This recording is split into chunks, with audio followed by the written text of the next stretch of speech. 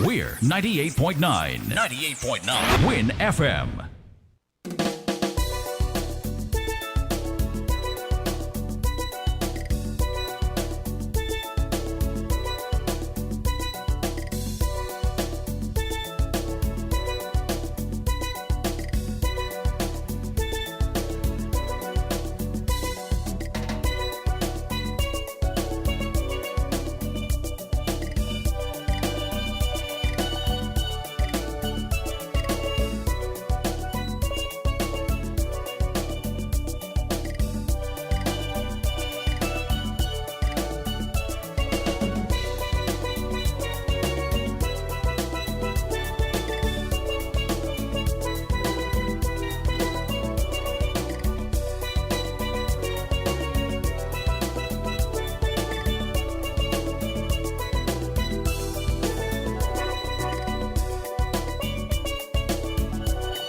Enjoy the convenience of getting all your documents in one place. At the TDC Copy and Print Center on 4th Street in Basse-Terre, we do just that. We offer document formatting, graphic design, and copy and print services. Our team of professionals truly understand all your needs, whether it be administrative, professional, academic, or personal. You bring it, we deliver it with quality every time. Visit the TDC Copy and Print Center today in the TDC Mall on 4th Street in Basse-Terre or call 465-2511. Your copy and print specialists are waiting to serve you.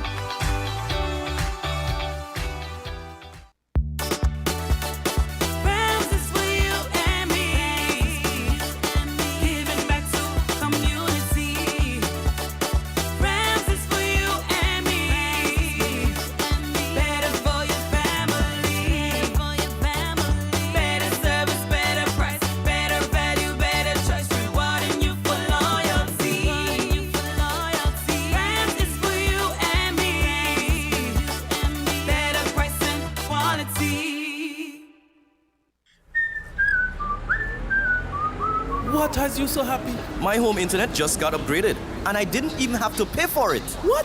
Which network you have? Flow! Now I can get the fastest fiber internet in St. Kitts and Nevis for the lowest price. Fastest internet for the lowest price? What's the catch? No catch, my friend. 100 megabits per second for just $135 a month. With Flow, you truly get the best internet experience around. Switch to Flow for the fastest fiber internet at the lowest price. Visit a Flow store today. Conditions apply.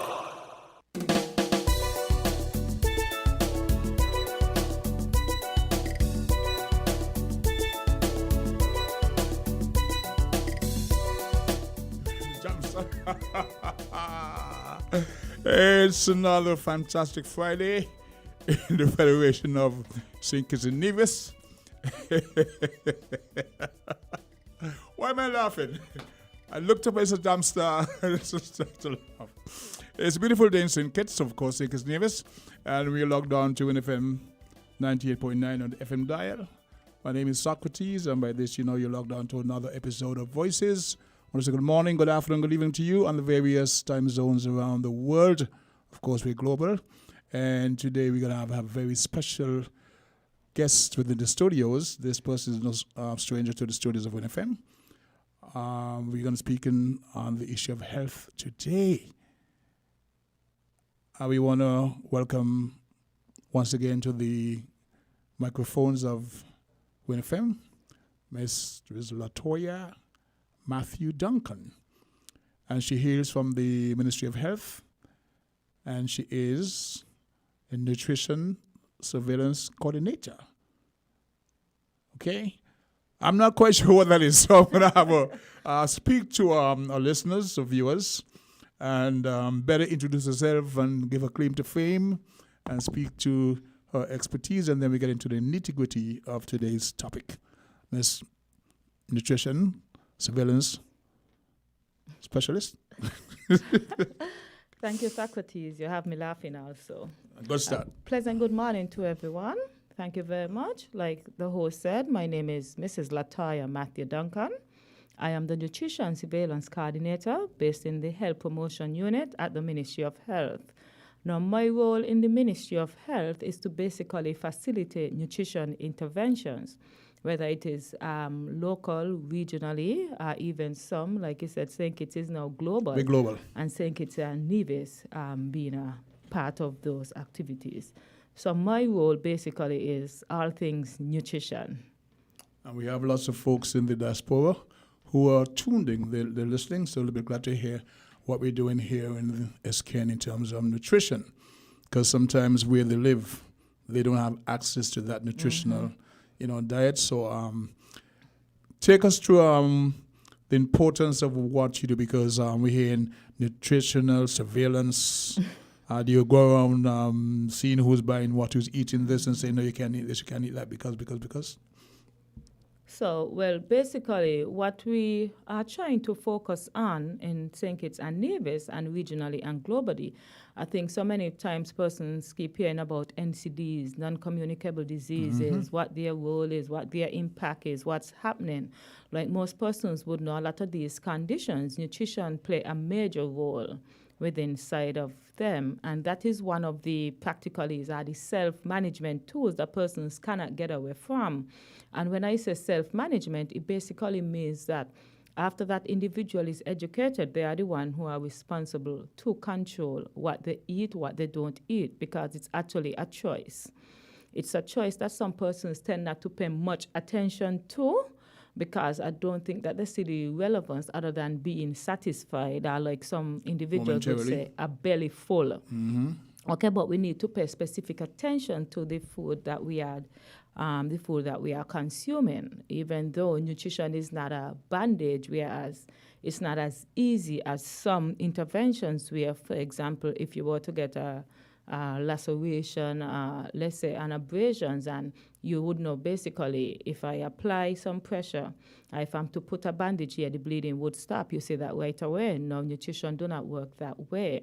Nutrition is a lifestyle, and when I say lifestyle, it's something that you have to practice. So, and for persons who wonder what ill effects nutrition might have on individual, the thing is, a lot of things that we consume during our earlier years in our lives, or even some of us midway, you usually don't feel the negative effects of them until later on in life, when you do come down with, like I said before, the NCDs, whether it is diabetes, hypertension, and some cancer. So you have to be extremely important about the choice you make when you are looking at the foods that you are consuming. Could the late manifestation of certain maladies be due to the fact that while you're much younger, more energetic, and you're working out, you're exercising, you're probably an athlete, those maladies don't show up then? Well, some conditions, they are genetics. So I'm not saying that individuals who fully follow a health-based lifestyle, a healthy-based lifestyle, cannot come up with some of these.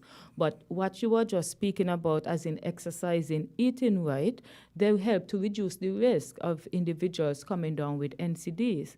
For example, just by our race, we being black, we are prone to quite a few of these conditions. However, there are lifestyle changes that individuals can make in order to decrease the risk. So we know the risk is there. We are female, or you're male, or you're black. If you have more weight than the normal weight, you have a risk. So doing some of these things, like you said, initially exercising, eating right, being more active can help to decrease your risk of coming down with some of these conditions. Okay. We're more or less generalizing. You spoke about our ethnicity, being black, etc. I remember a song during the last Calypso competition entitled Salty, Fatty, and Sweet. I don't know if you're aware of that. And it was a double entendre. But was my approach to use humor to draw attention to a very serious topic, diabetes. And we know, going back to the diets that we were fed while we were in captivity, it was salty, fatty, and sweet. And you spoke about genetics. It may have been, and some people say it's hereditary. Hereditary, yes. It was first dietary. We were fed that. And afterward, because we were not able to metabolize it properly, it became part of our genetics. So originally it was dietary. And I would have spoken to perhaps yourself, to other persons about their love for pork. And they'll tell you, since I'm small, I eating pork, you ain't doing me nothing. But later on in life now, when we say too late, shall be the cry, we find that. And it presents a challenge to the Ministry of Health. We present to the hospitals, we can't afford the treatment, so it becomes a strain on you have to have a budget. Yep. And increasingly to deal with that health issue. We know it has, with diabetes, hypertension, it has devastated the weather region. So your job is to try to implement measures through education to get the persons affected, those not yet. And even those who are affected, help them to manage these conditions. Because diet is one of the tools that are known to help with quite a bit of these conditions. For example, persons who suffer from kidney disease, diet is critical within kidney disease. It helps the kidney disease because during that condition, the kidneys are not functioning to their full potential. Overstressed. Yes, so you have limited functionability by the kidneys. So the appropriate diet assists the individuals who are suffering from particular stages of kidney disease in order to put, like you said, less stress on the kidneys, therefore preventing the condition from progressing further. Okay, So- there is no one size fit all. No, there is But not. what are some of the recommendations for persons suffering with kidney disease? Okay, for persons suffering with kidney disease, now, there are some recommendations for diet that persons would have to pay particular attention to. For example, we do have a list that we provide to individuals and ask them to restrict certain foods in their diet because of the nutrient contents of them. Now, for example, sodium is one, salt. And the thing is, a lot of persons tend to misunderstood where they get salt from, how they actually ingest salt, sodium. Because the thing is, when we speak about consuming too much, we are not only speaking about the salt that you would use probably when you are preparing a meal. Directly. Yes. But indirectly, like you say, you would get quite a bit of sodium from packaged foods. Even some sweet items, packaged items, they're too heavy in quite a bit of sodium. The body only requires about 1 teaspoon of salt per day to function. And you're looking after a level teaspoon, no teaspoon, not tablespoon, so it's the smaller spoons. Okay. Yes, so that is the required amount of salt that is needed for the body to function on a daily basis. However, when you think about the foods we consume, for example, let's take, for example, biscuit or crackers, for example, or even bread, they do have a certain amount of sodium inside of them.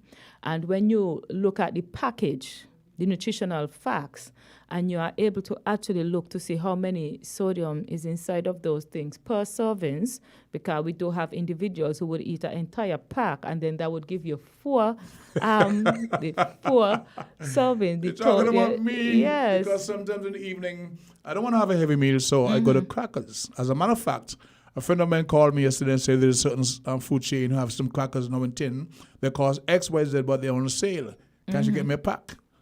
Yes, so these are some of the foods that have high sodium content. And persons tend not to pay much attention to them because they don't taste them. Whereas if you are preparing your we don't read labels. meal, well, some Men individuals do, especially. but that is We don't true. read labels. We go and we just Quite a buy few the packet of persons stuff like don't that. read label, and that is why one of the interventions that we are looking at is actually nutrition labels, and this is a global project. We are actually in the front of the package. It is known as front of package labeling. Instead of persons have to turn it around to look for the nutrition facts, basically one of the areas, one of the standards they are looking for, which is not fully put in place, is, for example, on the package, it would just say high sodium, high sugar, Generalize. high fat. Yes. So persons would be able to descriptively just see that there and know for sure that this has in more sodium than I am supposed to consume because it says high. Okay, it would be the same with fat. It would be the same with sugars. So yes, it is so true. A lot of persons don't read label, and that is one of the things that why they're actually looking at the front of packaging label for putting labels on the front of package like those, To which alert. would be alert you and make it easier for individuals to understand that once you And more purchase discussion. this food item, you're basically consuming higher than normal for this Dosages. food item, higher than normal amount of this particular nutrient, whether it is salt, whether it is sugar, whether it is fats. Trend-wise within the Federation, do you see an increase in cases? NCDs in general? Yes. And, that is something that we keep discussing about the trends, and you keep seeing it, the rise in diabetes cases, the rise in hypertension. And then we still have those individuals who are undiagnosed, are diagnosed too late.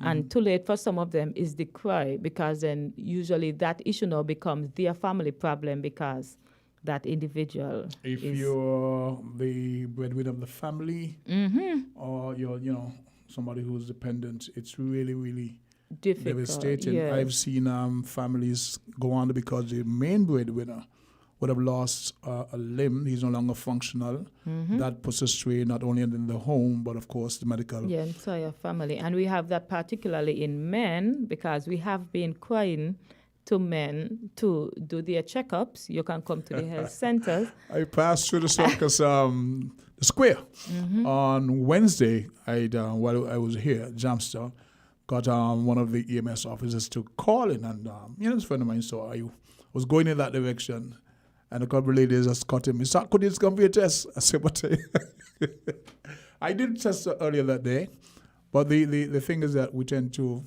later." Yes, and that's the issue we tend to be having with men and their health, is that they keep putting it off. They are Is not it going age-specific? at all. No, we don't find it is age specific. It is more sort of gender specific, because you will find a lot more women, even for those who we have visit our health clinics, our wellness clinics, which is the diabetic clinic, the hypertensive clinic. The populace there is usually more female population than the male. We tend to get less male attending Is it these because clinics. percentage-wise, we have like a ratio of 4 female to 1 man? Birth rate and all that, is it? I wouldn't say that so much, because even like you say, when we do have screening, most of the males that tend to pass straight. You would find women pay more attention and come and say, "Let me test my sugar, or let me see I was what just my playing blood devil's pressure advocate is." because, Jamster, when was the last time? You went for a general, or go by one of those things in the circus. Don't say that. Yes, and so that's the thing. I even to a private doctor office to say, "Well, doc, can I get a general checkup? Can I get a physical? I haven't seen a doctor in such years." You would actually have male clients who would say they haven't seen a doctor in like more than 10 years, 5 years, 7 years. And that's really alarming. They have never done a blood work in years. They can't recall the last time they had any blood tests done, they had their blood pressure read, or even had a simple GMR test done. So what's your general outreach? Okay, so what we try to do, we do have a screening team. We do multiple screenings where organizations invite us on a regular. We have some that we do annually. However, we do have a process in the Ministry of Health where, from regardless of which zone you're from, or which parish, which community, you contact the Ministry of Health and you can have screenings done. So we do it for churches, schools, general publics, NGOs, businesses, corporations, anyone. Even for this week, we had one screening yesterday at a particular government institution. For the rest of this week, I think on next week, we have like 2 more with 2 institutions. And going over in the week after that, we have a church and another institution. So all they have to do is contact the Ministry of Health. We provide the manpower and the resources for persons to get screened. Now we can better understand your job description. Nutrition Surveillance Coordinator. We're speaking to Ms. Latoya Matthew Duncan from the Ministry of Health. At this point in time, we're going to pause for a word from our sponsors downtown, and we'll be right back. When they start them there, we are top man, we take charge. Have no reaching now, we are shell down us. Blast like a star in some Galapagos. Overdo it, we take it too far. Take charge, take charge. We are hot gal, we set the trend. Magnum we drink for the top man then. Wine with the style, no stop from spend. Hot blend back. in and take charge, take charge. Magnum tonic wine for the real star them. Take charge, take charge. Must be 18 or older, drink responsibly. What has you so happy? My home internet just got upgraded, and I didn't even have to pay for it. What?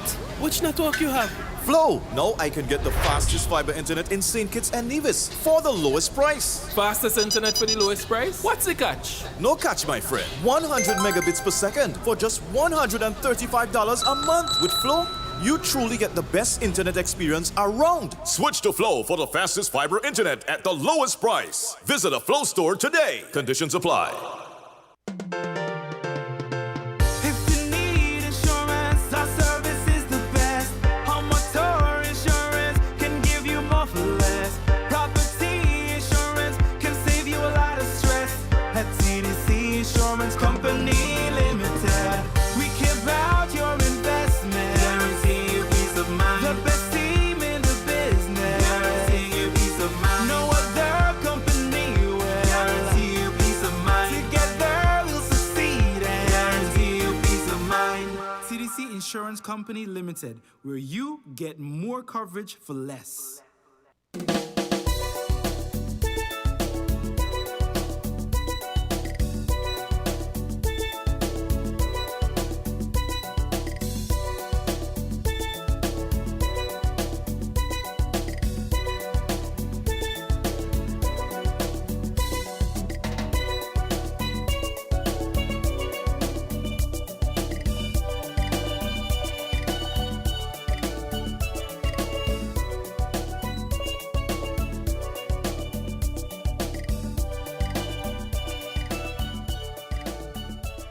Once again, good morning and welcome back to Voices. My name is Socrates, and we have with us in the studio Mrs. Latoya Matthew Duncan. She is from the Ministry of Health, and she is a nutrition surveillance officer. And did you mention that we were observing? Yes, Is this World Health Day or just Health? Nutrition Day. Caribbean Nutrition Day. Well, as of recent, it is now known as a month. But Caribbean Nutrition Day is actually a day on the 1st of June where they observe Caribbean nutrition activities. The theme for this year, Let's Nourish to Flourish, Mental Health Matters. So they are focusing on nutrition with mental health, because a lot of persons, they tend not to realize that mental health is also one of the issues. We were just speaking about diabetes, hypertension, and so forth. But mental health also is one of those where persons don't eat properly. If their diet do not match up with certain medication as relates to mental health, they can have issues, and it can also cause a delay in treatment for them. So this year, for the theme, Caribbean Nutrition Day, which is observed every year on the 1st of June, followed usually by a week of activities. The theme is Let's Nourish to Flourish, Mental Health Matters. So to boost mental health, they're encouraging persons to focus on eating healthy, which include plenty of fruits and vegetables, along with foods such as fish, those rich in omega-3 fatty acid, dark green leafy vegetables in particular, which tends to help also with brain protection, etc. So they just want persons to realize that mental health is not only one of those activities where you only look about medication, or you only look at the psyche where you get individual counseling or group counseling, but diet is also crucial with it. So like every condition, you have to, diet is basically so important to us, but persons tend not to pay much attention to eating what they're supposed to and mostly focus on the other, what shall I say? I don't want to say complex stuff like that. It's more available. Yes. Okay. Over the last couple of days, we would have heard, I don't know if yourself, but a lot of reports about the psyche ward, being failed, etc. I was going to ask you about that because you're speaking about health, but I don't know that you're a psychiatrist. No, I'm not. You're not.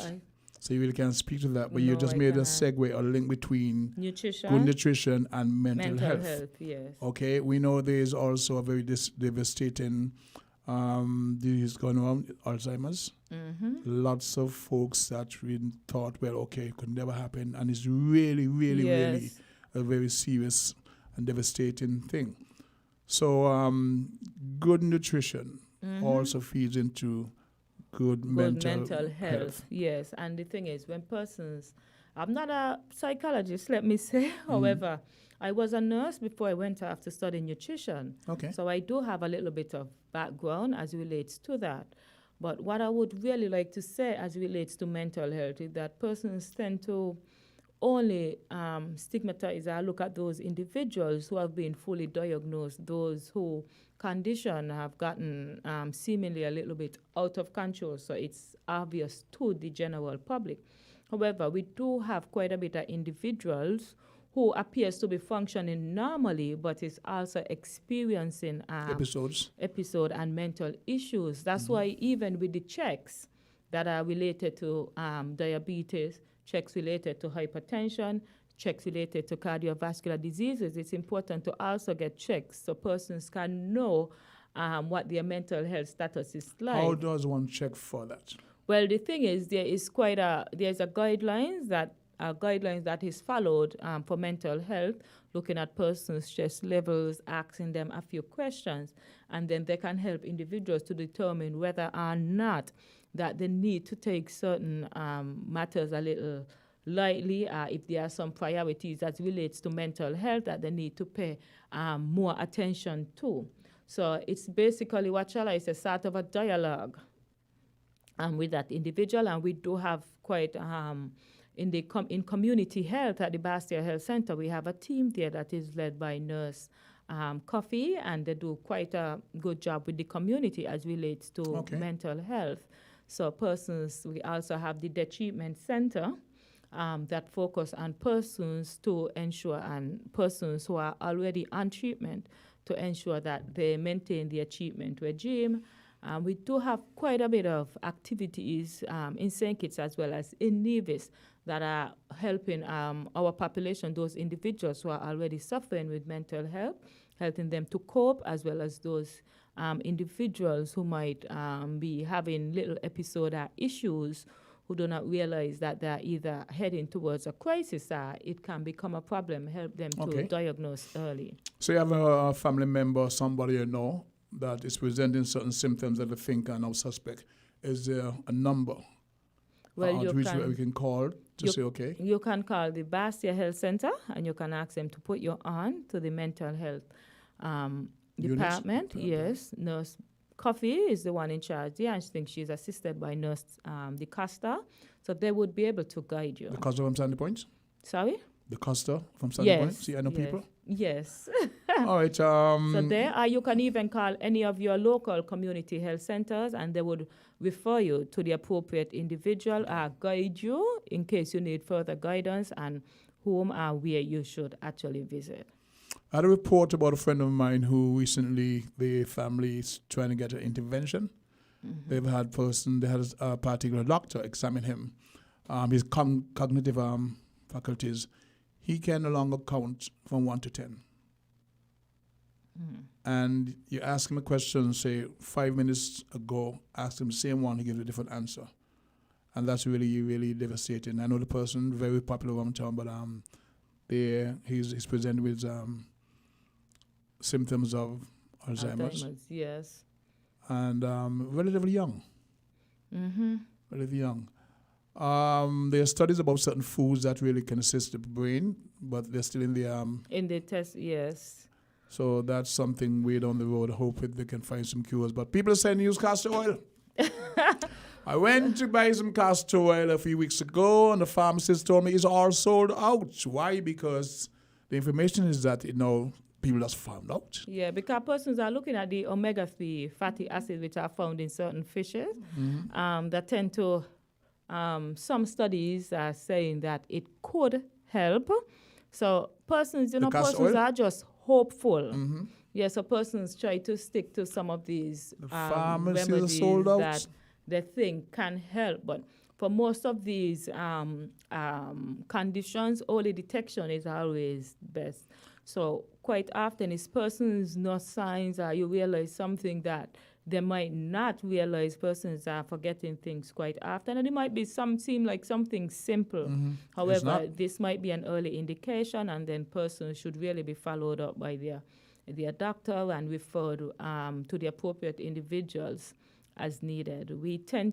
There are so many things that can affect health, but a lot of times we only start to struggle or worry about it when it's obvious, when you start seeing it clear like day. However, quite often a lot of the new indicators are the symptoms. A lot of them are not as obvious as we would like them to be. But with early checkup, regular checkup, knowing your numbers, for example, you would be able to know when you have changes. Okay. Yes. So once you monitor yourself like you're supposed to, visit your health professional. Some persons do it annually. Some persons, depending on their health, those health professionals might tell them, well, probably come back at this time. So persons should really be paying more attention to their health, getting checkup as well as following up once recommended. The incentive for that is better health, but people always feel that, it can't happen to me. Yes, and the thing with a lot of conditions, like I was telling you when we were on the break, is a lot of persons, they don't feel any physical pain. Diabetes, for example, persons that tend not to be feeling, there are some things like, for example, individuals, they can have nerve pain, but majority of the individuals, their sugar can be high, they feel no pain, they have no symptoms. A lot of them are asymptomatic. So a lot of individuals, they tend not to pay so much attention with it. They'll say, for example, well, my grandmother had diabetes and she lived with it for 40 odd years, 30 odd years, so they don't focus on it. And we are happy. Take it seriously. Yeah, we are happy the persons are fully aware that a lot of these conditions, once diagnosed, that you can live with them. However, management is also critical. It's key because it can be very debilitating. Yes, they can. And it might not be happening to you directly. However, persons tend to learn from what they see. So if my father or my mother have diabetes and she was doing as she like, and then genetically the daughter or the son end up with it, they would feel, well, mommy had it and it wasn't such a big deal, when really and truly it is a big deal. They don't really know. It is a big deal. Until it hits them how big a deal it is. They have no idea. No idea. In nutrition, is there a method of trying to advise the general population about the foods they are not to eat? We have some fast food chains. We're not going to mention them, but we're not going to mention any. But some years ago, Dr. Martin said to me that we in SKN had the fattest women in the world per capita. And I thought I would put a calypso on that. So what? We like it fat. But when I did research, he was correct. It was about maybe 18 years ago. I wrote a song called The Real Health Scare when swine flu was very prevalent. So the real health care to me was the three: diabetes, stroke, hypertension, blah, blah, blah, blah, blah. That went on very well. But and I did a sketch in Anguilla with a lady who has since passed from a heart attack. And we came on the stage with some certain fast food franchise, and it was a big thing. But it's important because I've seen too many of our young people, not women, and I watched them seriously over a matter of 18 months to 3 years. And that beautiful aesthetic shape they had, that waistline, it gone. Never to come back.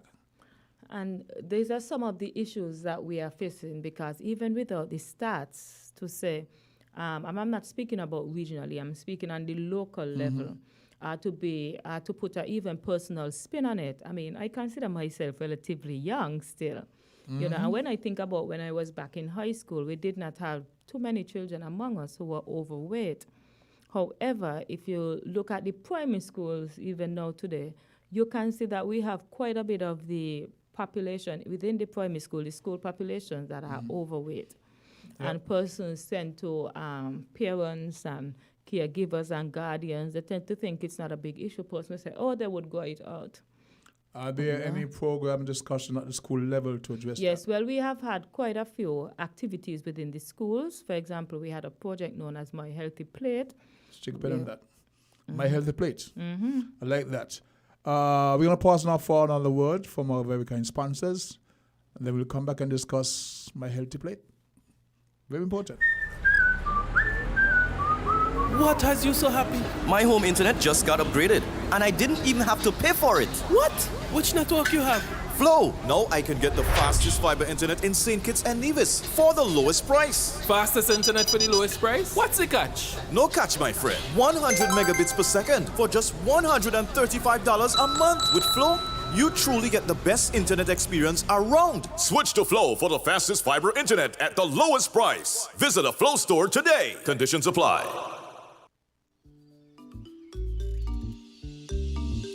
TDC for service, TDC for quality.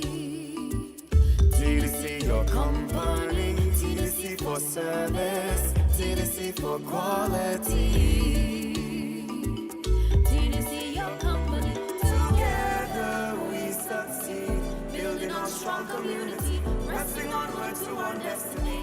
One love, one family. Together we succeed. Let the whole world see. Yes, this is 50.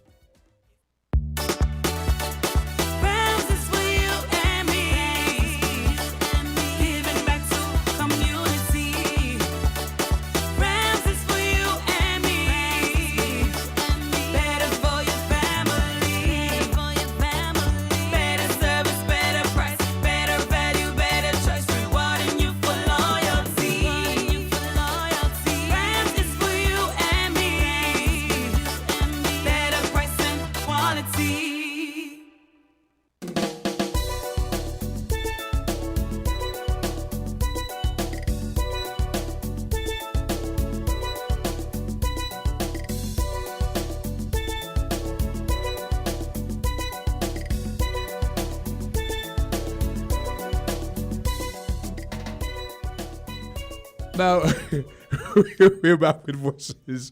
And before we get back with Miss Matthew, Chris Collins, you know Chris Collins?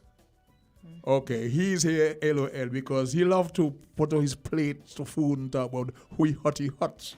So, Chris, we're going to talk about, is it My Healthy Plate? My Healthy Plate, right. Yes. But I want to say good morning to Rosemary Donald up there in New York, Brenda O'Neill, Amber, and, you know, guys over there listening. So, thanks for the... Rosemary is Trinidadian. She is now back in New York. And she is Ras. Eats very healthily. And some years ago, talking to Rosemary, she wanted to go and have a particular, said, no. Buy a treadmill.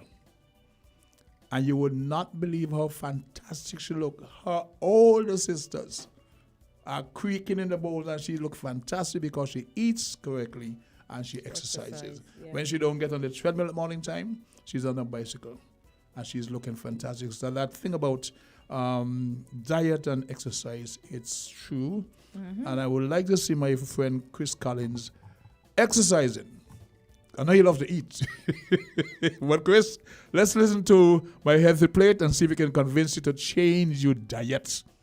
Miss Matthew. Okay, so that activity was actually implemented in the primary schools by the health promotion team in St. Kitts and Nevis. So the team here in St. Kitts carried out in primary schools, and the team in Nevis health promotion unit also did it in their primary schools. Primary school level. Cool. Yes. So what we were focusing on in teaching children how to build their plate, we were using the children as a vessel in order to educate their parents and guardians. Were the parents there? No, we did the children. We did this first with the children, but the thing is, we tend to not pay attention to the fact that children are extremely influential these days. Of course. Back in the day, when you got a plate, you had to eat it. You didn't question it. Well, it's different now. So we were using the children as a vessel to help to educate their parents. So we were teaching them how to build a My Healthy Plate, looking and centering it around 3 main food groups, which is vegetables, which would include also fruits, the grains, as well as proteins. So we taught them what the plate should look like, which is half of the plate should be mostly vegetables with a little bit of fruits, so the fruits can be utilized as a dessert, a snack. The next half of the plate should be divided in another half, and part of it would be your grains, I would say the starches, and the next one would be your lean protein. So we taught this to the children first, and then we had another activity within the schools. This was at the high school levels, which was known as the Virtual Nutrition Education Project. And what we did, we had parents, this time it was parents of high school children, and we engaged them through WhatsApp. So we had a WhatsApp group with the different parents, and we had a WhatsApp manager. We had a curriculum that was centered around nutrition. We had the build your plate aspect of it. We have food preparation, how to prepare your foods, less fat, less salt, less sodium. We had physical activity component of it. We also spoke about alcohol. And even the most recent one, we included agriculture as well as mental health. So these are some of the activities that we are looking at and gearing. Okay. Yes. What about the follow-up on the frequency of those outreach? Well, what we did, the most recent virtual nutrition education, we just wrapped up there in March. Okay. So, and we do have quite a bit of other activities happening, like the NCD program, for example. They also have been doing different outreach and different education sessions within the different communities, looking at the Stanford Self-Help Program, so teaching individuals how to properly manage their conditions. Sorry? What was that? The Stanford Self-Help Program. What is that? So basically, it's a program that they teach individuals who are suffering from chronic diseases how to self-manage themselves. So you teach them how to manage themselves as you look at knowing their numbers, what their numbers should be like, nutrition aspects of it, foods that should be reduced, foods that should increase, for example, food preparation, how food should be prepared, as well as the physical activity components of it. Okay, so. Chris says, man, I'm back on my mountain bike. They told me I should be 26 pounds lighter. Talking the business. He loves to eat, right? And his thing is we hot here. But seriously, people of my demographic, hoping to get 70 soon, 68 and counting. Nutrition is very vital. As you grow older, you cannot metabolize as you were at a younger age. So in terms of volume, you should be eating less. So it's supposed to be more about quality than quantity. Let's put it that way. We know Trinidad, India have a very, very high incidence of diabetes. Can you tell me why? Well, I really cannot say specifically why. Roti. For example, I wouldn't the flour really, because India. I would not so much chastise it for the flour because even when you look at how some individuals, for example, it's a starch. We also eat quite a bit of starch, which would be in rice, and some persons with other meal preparations, for example, such as dumplings. But just how we can curb how much we eat is the same thing with, for example, the roti, because in Trinidad, how we tend to eat our roti, most of them, they would do it what they call a bus-up shot. So some persons would eat smaller portion of the roti being, compartmentalized, as in the protein by itself, the skin by itself, for example, and some would even have the vegetables, and then they would eat that together as a full meal. But I wouldn't stress them so much on them and saying blaming the flour. India itself have one of the highest percentages of diabetes because of the flour, that roti flour. Now we think we don't eat so much roti. We something get roti cousin. But we do eat a lot of bread. A lot of bread. And that also looks at the flour, the same refined flour that they use, extra processed, ultra processed, so over processed flour. When they said to me, you need to go and buy whole grain bread. Some of the bakeries would have already diluted that. Because you see, there's a difference between whole grain and brown bread. So a lot of persons, when they are advised to buy whole grain bread, what they actually buy is brown bread, what we will say probably whole wheat bread and not That's what they so call it? much the whole grain bread. Whole grain bread, one way to identify it is you would see fragments inside of it, like you might see oats or something from the stems of plants. I think that's from this So morning. that is what you consider the whole grain bread. So if you are not seeing that, you are probably consuming brown bread. And just like for some ingredients, for example, just how we have white flour that is processed, we do have some brown flour that are used to make brown bread that is also processed. So we still have to be very, very careful. And in St. Kitts and Nevis, we have a culture where we tend to consume a lot of bread. Persons And consume cheese. bread for What are your thoughts on breakfast, cheese? bread for lunch, bread for supper, and even the cheese that is tend to be those that lean more on the high sodium, the high salt content correct. side. So, as well as some of the deli hams, which are quite popular now, and some of the thin meats and the different sausages, Vienna I sausage, was going for to come to example. that. Well, I don't eat you know? Vienna sausage, but I said to my host last week here, the reason my voice sound this way, I was eating some red sausage. Because for breakfast now, you could eat so much like oatmeal in the morning. After a while, yes. it becomes bland. Well, you have to find a way to fancy So then it out. you segue with it. Okay, I would use almond milk and that most times. But every once in a while, you want to get away. Now, this is where the discipline fails because you know what you ought to be eating. I'm not trying to tell people well, it's okay because the results are not good. So describe a breakfast for. Okay. For example, let's take you for example. You are speaking about consuming oatmeal quite often and it's becoming relatively bland. Now, oatmeal are different porridges. Different porridges. You can spice them up a little. You can add foods to them. You can even add vegetables. I have this client who recently she started shredding pumpkin, the raw pumpkin, and adding it to her oatmeal along with chia seeds. Chia seeds. I've got chia at home. Yes, and and it's really, when you look at it, it's awesome and it tastes different. So now what she does is she have different days she do where she have her oatmeal porridge still because she's a lover of oatmeal. But I do encourage persons, have a variety. You No can sugar, right? have no sugar. No You sugar. can use the fruits for sweetening. And you can use, so what she does now, and I'm using another example, she's going to say, if she's listening, that she hear me speaking about her. Beautiful. So she have her different seeds at mornings that she use. Even nuts, she would actually crush up nuts, regular peanuts. She would buy the regular ones from the vendors here, roasted nuts, and she would pound them, she said, like they Really? used to when they were small, yes, and sprinkle those inside her porridge. She did like I said, she did it with the pumpkin. It was the raw pumpkin, she grated normal. And she just added to her porridge. Another thing, we have egg. Egg is actually, even though I don't like Which one persons. eggs? Egg as in egg. Yard fowl egg. Yard fowl or whichever Yard egg, fowl wherever egg. you get it from. Okay. Egg, so I'm just going to say egg. Okay. Okay, once it comes in the shell, egg. That is one of the healthy proteins. If you are somebody who suffer with high cholesterol, then you would have to remove the yolk.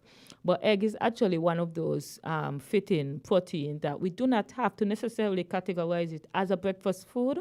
However, I'm going to speak about it being a breakfast option here this morning. Option, okay. Yes. So the thing about eggs, it's one of those proteins that when you consume it, and we're speaking about 1 egg per individual. Not 4. 1 egg per individual. It gives you a sense of satiety, a sense of feeling satisfied. Really? So yes, 1 egg, for example, you can easily blend an egg in the morning with natural seasoning. It takes no time. You can add some vegetables, like if you have broccoli, carrots, even spinach, and you just pop it in the oven, and in like 10 to 15 minutes, it bakes right up, and you can actually have that as a breakfast item, along with your unsweetened beverage, which will your bush tea. For those persons who still like their coffee, you can still have your cup a day of coffee. Try not to overdo it, please. Don't do coffee. Okay, for those individuals who like that. So egg is also one of those options. Persons need to be a little bit more creative with food. All food, because the thing is... So 1 egg can make an egg salad? Of course. One egg? Of course. So when I'm done like egg salad in the morning, it's like 3 eggs at least. No. Not so much, right? Not so much at all. As a matter of fact, it is recommended that you have no more than 3 to 4 eggs per week. And we do not, when we say 3 to 4 eggs per week, we do not mean to say, oh, well, today start my week, so I'm going to eat my 4 eggs today, Friday. No, you have to space it out. So you use 4 days. You know, and we do have a lot of persons who do that. And you really shouldn't be doing Fish, it. how many times a week? Well, for fish, I would say once you are preparing it properly, as in you are not frying it, you are not adding additional fats, and you are not adding any high sodium seasoning, for example, I would recommend fish over the other proteins that we tend to utilize for our main meals. The type of fish now, some persons, that is quite debatable. However, I tend not to focus so much on stressing on the type of fish that individuals eat. I mean, we live in a tropical country where we have our local fish. So that's I would, what I buy. yeah, that's what I'm referring to. Not those slice and dice and the so I would recommend individuals, if you can get those type of fish, you consume them. And if you want to have those as your daily proteins, your main proteins for your main meals, you can also do that. But additionally, we can also do a vegan day now and again where you don't have to include an animal source. So you can use your legumes, for example. You do your nice stew beans, or you can do a vegetable soup where you don't add any animal proteins to it. You can also try that. You know, you can have alternate days where you can try that. I am very sorry that you have to run just after the midday newscast. So let's do an imaginary thing. You're speaking to a room of people like me who are hard-headed. We think we know it all. We go on a diet, eat the right things for a couple of weeks, and then we, back off. So let's hear your dressing room of people with NCDs, diabetes, hypertension, blah, blah, blah. You want to speak to them about the diet. Okay, but right? first... Breakfast, this, that, as they should, so they will present less with problems at the various health centers. But you're saying, but first? Okay, but first, let me just elaborate a little bit on Caribbean Nutrition Day and the activities that we will be having here in St. Kitts and in Nevis.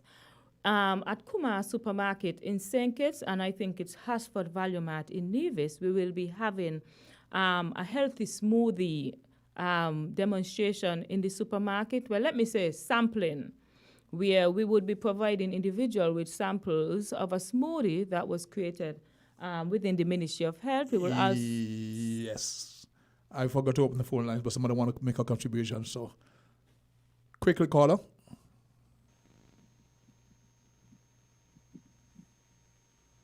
But caller, are you there? Hey, Sacro. Speaking. Nice program. Good program. Thank you very much, Ms. Matthews. But, everybody are always saying, eat oatmeal, eat a lot of oatmeal. But isn't oatmeal a lot of starch? Good to hear your voice, but good contribution. I'll have an answer. All right. She's a specialist here. Yes, go ahead. Okay, so to answer that, I think we went a little bit into some of the breakfast options when we spoke about egg. And yes, it's a starch. Oatmeal is definitely a starch, and what we have to pay attention to is portions. And I'm glad that caller called in and speak about it, because foods, especially starches, and we even spoke about the bread, looking at the different types of bread, the whole wheat bread or the multigrains bread are those. But there are starches, so if you do consume them in portions that are too much, then you will definitely not benefit. Yes, yes. So thank you, Carla, for calling about that. So one of the things that we have to pay attention to is also our portion sizes when it comes to food. For example, starches. For example, one serving of starch is about half a cup of, oatmeal is about half a cup, and that is cooked oatmeal. So usually, if you're going to have oatmeal for breakfast, recommend about maybe no more than 2 to 3 servings per individual, but that still might vary. So that would be like a cup and a half of oatmeal. And of course, you can complement that with some fruits, dried fruits, for example, or fresh fruits. And because fruits have intrinsic sugars, you also would have to pay attention to the portion sizes of those fruits. So for dried foods, for example, you might want to look about maybe a tablespoon of dried foods, maybe raisins, any other type of dried foods, even prunes, for example, you have to pay attention to. Fresh fruits, about a half a cup, and this is regardless of the fruit. I know mango season is in, and persons are really killing up the mangoes. And how many mangoes? Man. 1, 2, or half?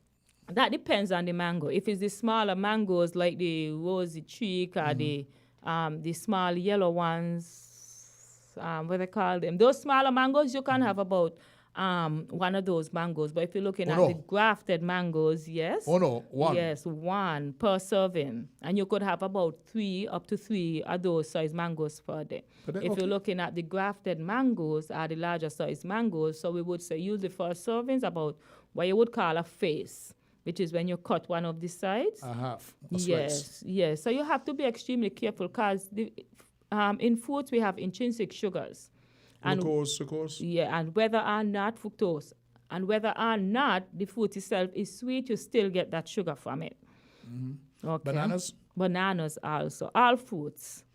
But so because at one point it was putting bananas with my oatmeal. You can do that, but you would try to minimize the amount of banana you use. So you would be looking at maybe like a half a cup, maybe this a small to a medium banana to add with your oatmeal. You have to be extremely careful with them. And another quick call. We got about 5 minutes. Caller, you're live on Voices.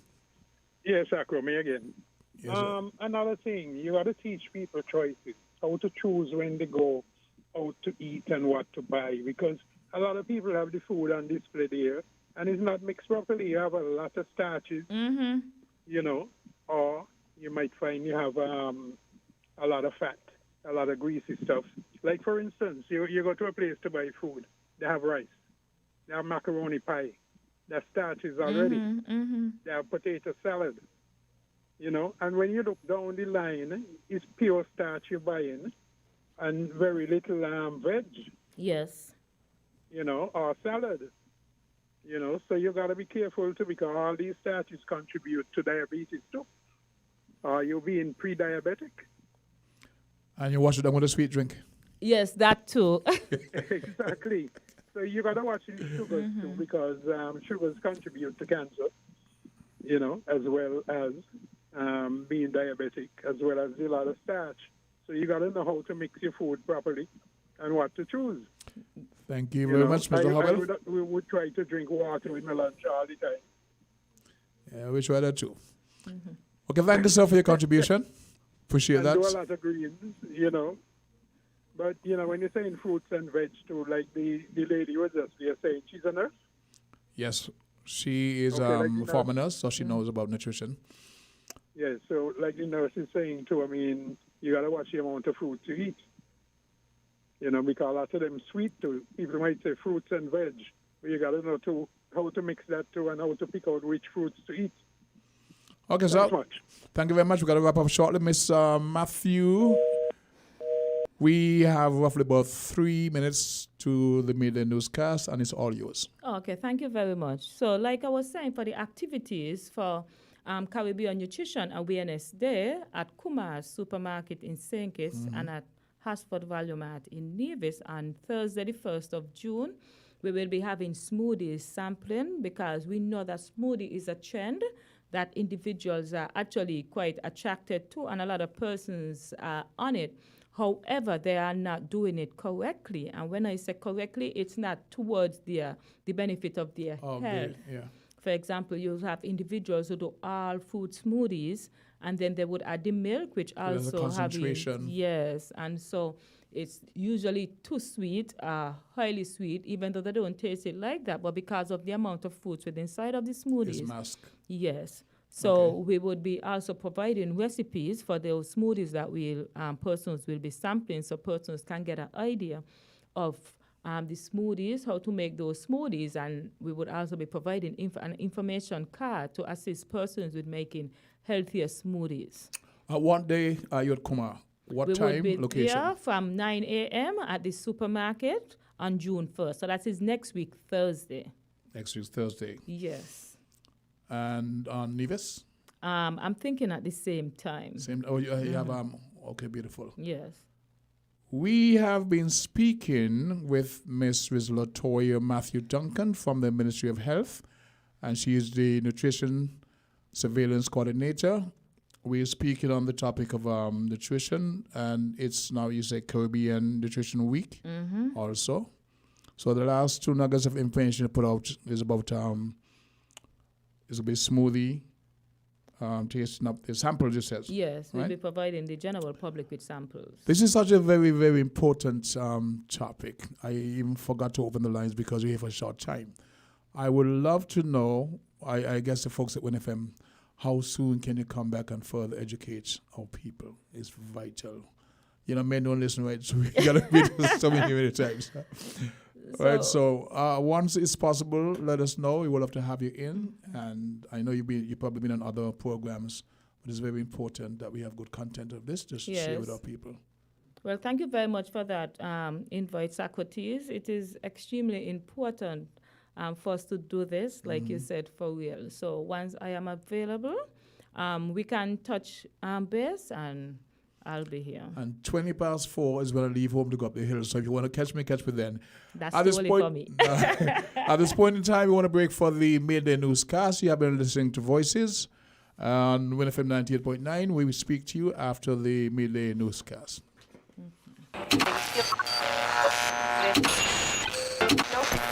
You found the sound. 98.9. Win FM.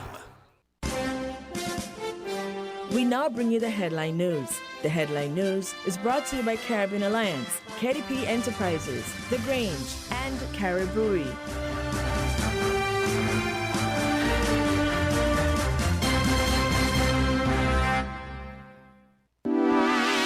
Shipping your cargo shouldn't be a hassle. It can be as easy as a single call to Amerijet International, your worldwide cargo transportation solution. We provide all the services you need to ship your goods anywhere in the world, whether your shipment is fresh, frozen, large or small, alive or hazardous. You can count on Amerijet to deliver it safe and sound. Amerijet International, by land, sea or air, we get it there. For more information, visit us online at www.amerijet.com or call us at KDP Enterprises at 466-9595.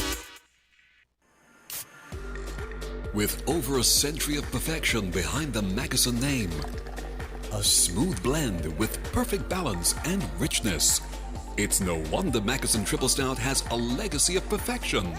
Enjoy the world over. Introducing our new look with the same great taste. Mackeson.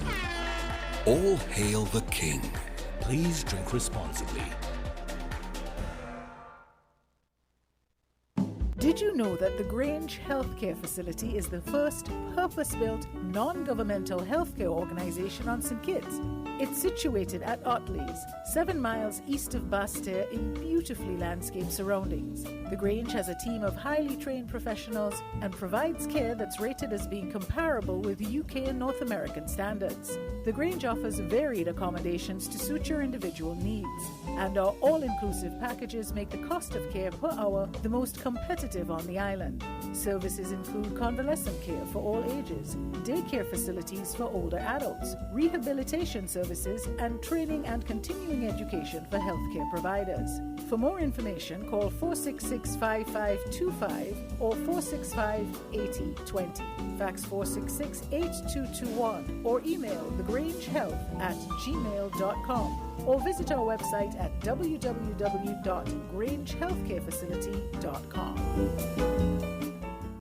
When it comes to the important things in life, your health, your education, your choice of a life partner, and of course your insurance provider, only the best will do. Caribbean Alliance Insurance is the only insurance company in the Eastern Caribbean with an A excellent rating. We have a robust 3-tier reinsurance strategy that protects our policyholders from multiple catastrophes, even if they occur in quick succession. We spread our risks over 18 territories, ensuring minimal impact to individual territories when a disaster strikes. We provide an excellent claims experience. Claim settlement is usually between 24 to 48 hours. Our A excellent rating means that you are more secure secure with us. Contact us for motor, property, marine, public liability, employer's liability, and other policies.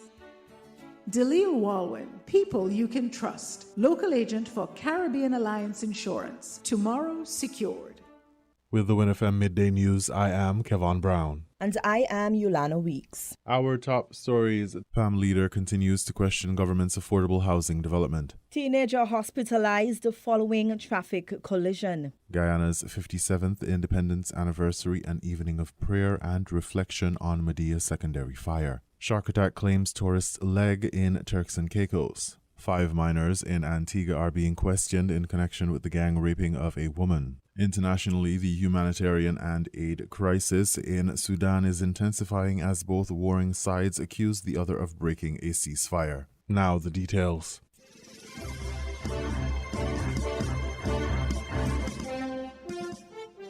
Leader of the People's Action Movement, the Honorable Sean Richards, has said the endeavor by the Labour administration for a new housing revolution, quote, appears to be shrouded in much secrecy, end quote. The people of St. Kitts and Nevis only found out about this particular contract and proposed housing scheme when it was revealed by the Trinidad News Express, I think the name of the newspaper is, that a contract had been entered into with a company out of Trinidad by the name of East Coast Housing Development to build 2,400 homes over the next 4 years, approximately 600 homes per year.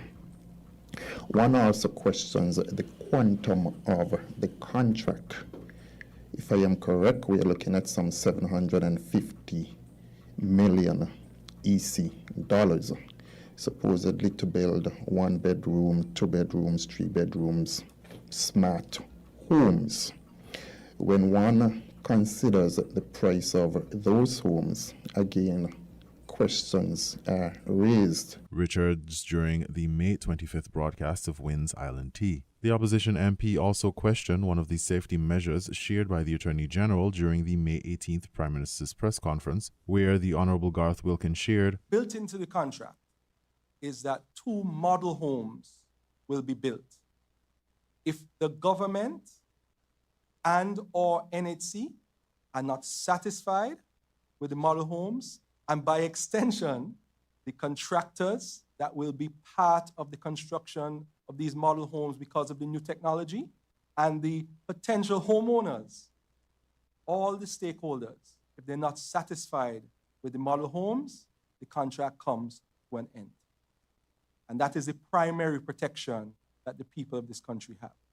And that was the fundamental aspect that we wanted to include to make us feel even more comfortable moving forward with this agreement. Richards said the use of the 2 model homes as a gauge for the satisfaction of the government, the National Housing Corporation, contractors, and would-be homeowners were ill-advised, and offered a suggestion on how he would have gone about that particular protection put in place by the government. Why is it that you're going to build the 2 models and allow persons to have an input after the fact that a contract would have been signed?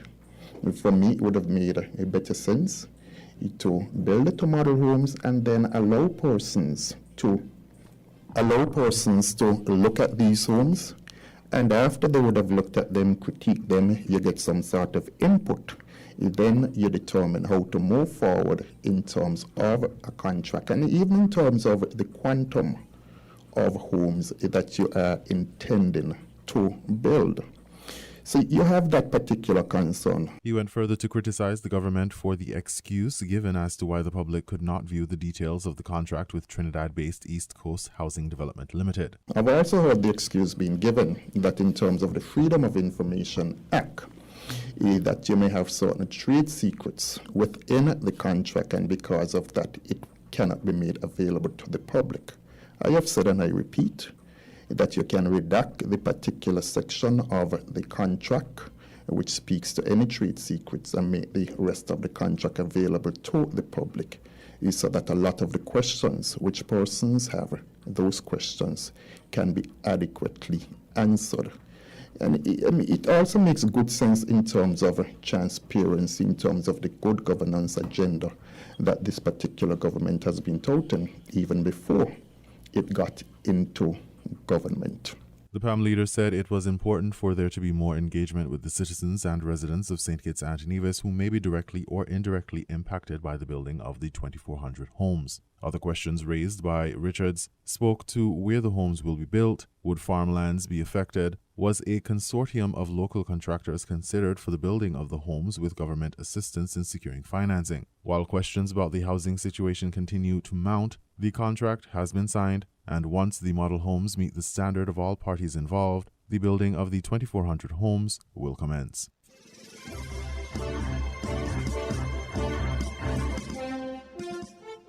A student of the Verchilds High School, DeAndre Gilbert, is currently hospitalized in the intensive care unit at the Joseph N. France General Hospital following a vehicular accident almost 2 weeks ago. According to information provided by Superintendent Lyndon David of the Royal St. Christopher and Nevis Police Force, the accident occurred on Mother's Day, May 14, 2023, in the vicinity of St. Kitts Marine Works, commonly known as the Boatyard. David told WINNFM that a Jeep driven by a female and Gilbert, who was on a bicycle, were both traveling from west to east when the collision occurred. Gilbert was transported to the hospital via ambulance. Investigations into the matter are ongoing. During the Thursday, May 25 sitting of the National Assembly, Minister of Education, Honorable Dr. Jeffrey Hanley, asked the parliamentarians and the listening public to remember the student in prayer.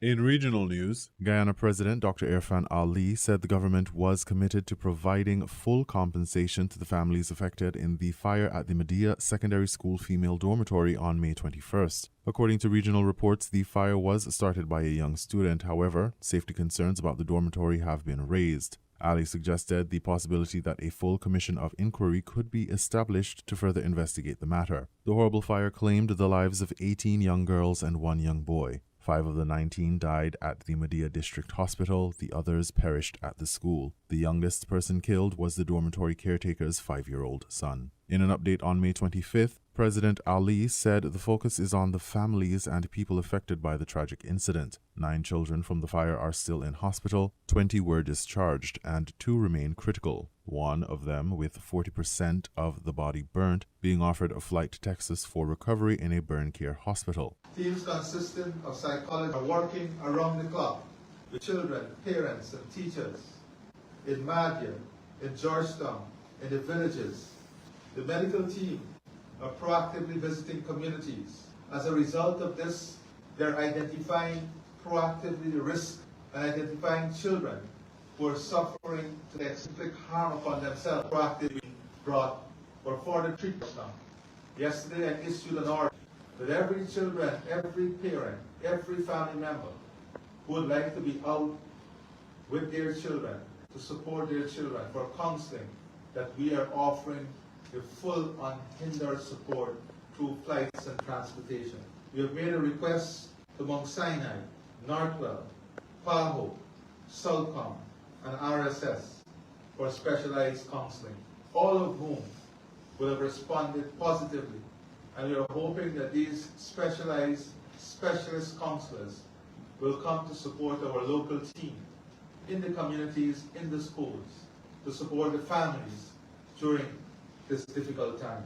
President of Guyana, Dr. Irfan Ali. The incident came just days before Guyana's 57th independence anniversary on May 26th. According to a post on Ali's Facebook page, the commemoration of the independence anniversary, quote, was an evening of prayer and reflection in memory of our students who lost their lives in the Medea Secondary School dormitory fire, end quote.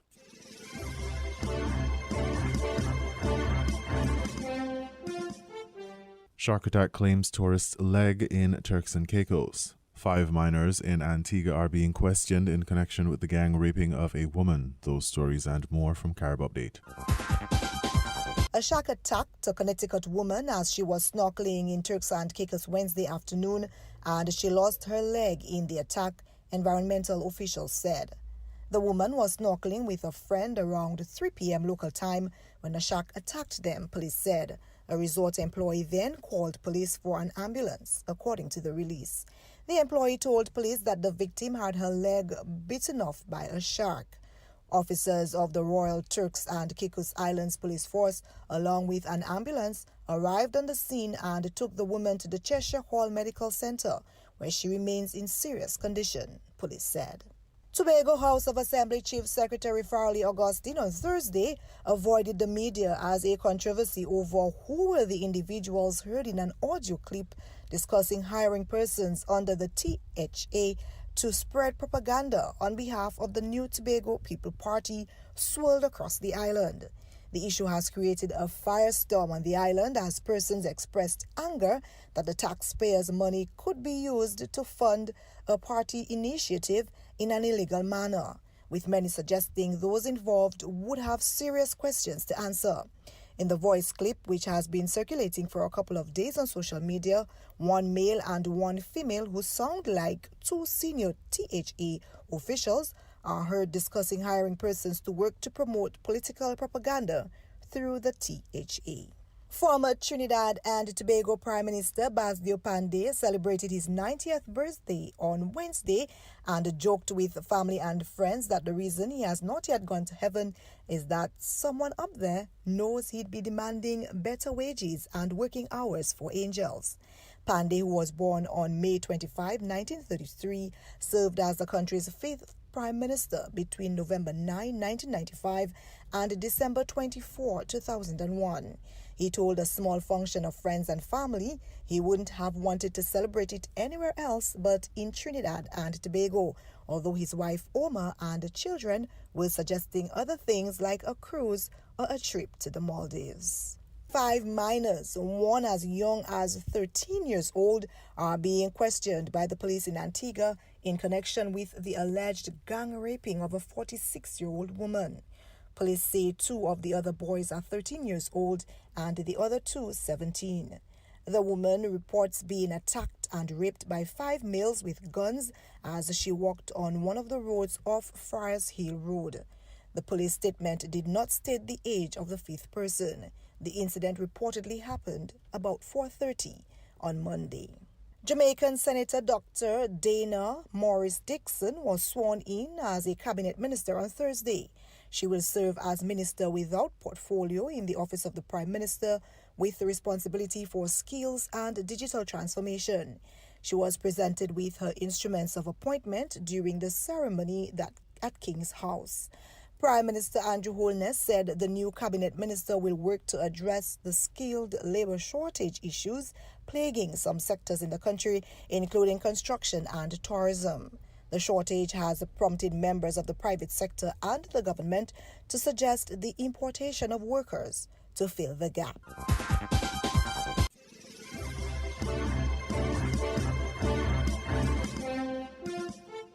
We now bring you these international reports. We start in Sudan, where the family of an 85-year-old UK national has told a BBC News Arabic investigation that his disabled wife died of starvation after the British embassy there left the couple to fend for themselves during the recent fighting. Despite repeated calls for assistance, Abdullah Shlagami and Alawa Rishwan were offered no help in leaving their home, which itself is just yards from the embassy in the capital Khartoum. The Foreign Office said that the situation there had been too dangerous. Nawal Amagafi reports. A race against time. As fighting in Sudan intensified, thousands of dual nationals were desperate to escape. Amongst them, Azhar's grandparents, Abdullah Shulgami, a British citizen and a London hotel owner, and his wife, Alawiya Rishwan. They were next to the military HQ. They were in the center of Khartoum. That area, you can't leave, you can't enter. There's snipers everywhere in that area. They were trapped here in their home opposite the British embassy. And thousands of miles away, Azhar and her family were desperate to save her grandparents. We contacted the British ambassador, Giles Lever.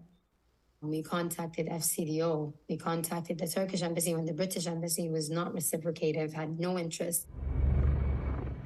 Unable to get help from the British embassy, they were running out of supplies. Sudan. Her grandfather left her disabled grandmother to try and find help. 5 minutes into his journey, he got shot. 3 bullets, his hand, chest, lower back. Then we lost touch because no electricity, and then we didn't have a way to call them. Her grandfather now was in search of medical care, but hospitals and doctors had been targeted. At the start of the conflict, there were 88 hospitals operating around Khartoum. By the 20th of May, more than 60 had closed their doors. The city was running dangerously low on medical supplies, food and water. Azhar didn't hear from her grandparents for 5 days. And then she received this call from the Turkish embassy. I'm sorry to tell you this, but you went inside and your grandmother passed away. I'm so sorry, that's so heartbreaking. It just breaks my heart to think that she died alone, and she died because she was alone, and she's still alone to this very moment. Azhar's grandfather made his own way home to the UK. 3 weeks on, and they are desperate to bury her grandmother, her remains still in the house. A family desperate for some peace after a painful ordeal. Nawal al-Makhafi, BBC News. The story there of a family who claimed they were abandoned in Sudan. Well, in response, the UK Foreign Office has said the following: the ongoing military conflict means Sudan remains dangerous. The UK is taking a leading role in diplomatic efforts to secure peace in Sudan. Well, for more on this, let's speak to Dr. Nick Westcott, who is a professor at SOAS University of London and director of the Royal African Society. Dr. Westcott, thank you so much for joining us here on BBC News. All right. This obviously is a truly traumatic story for the family involved.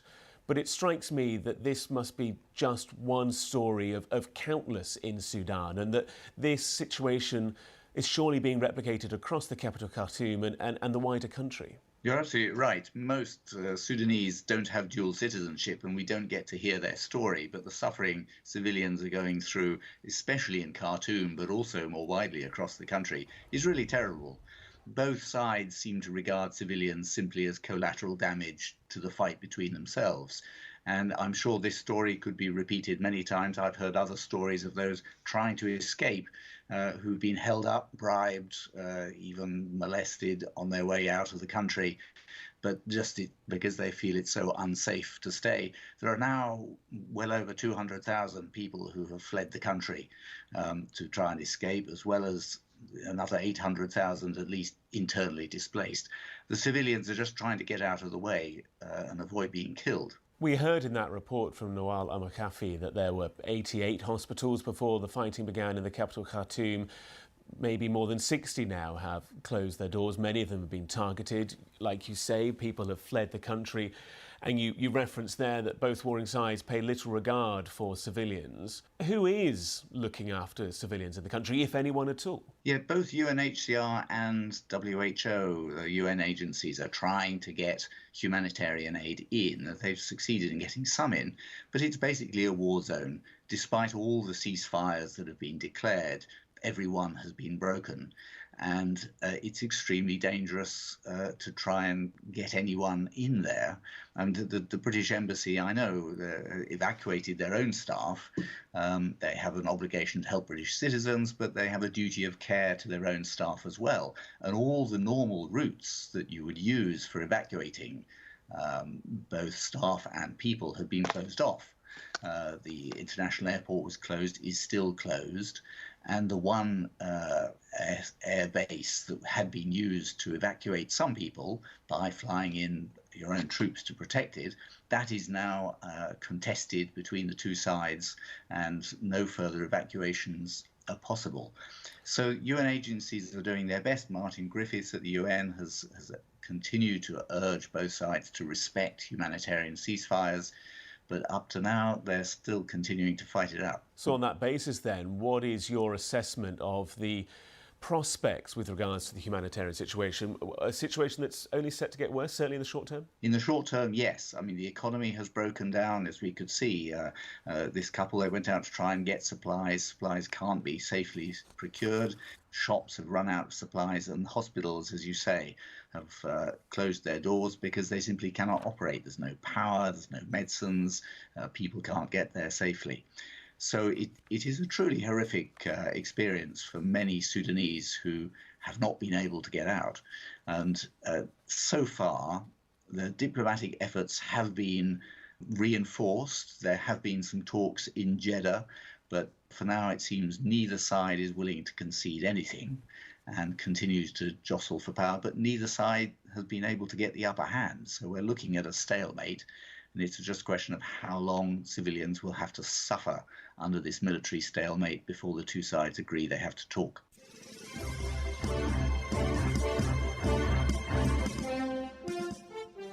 It's been years since the opposition enclave in northwest Syria replaced the local currency with the Turkish lira. Authorities here wanted to protect the population from the currency's collapse.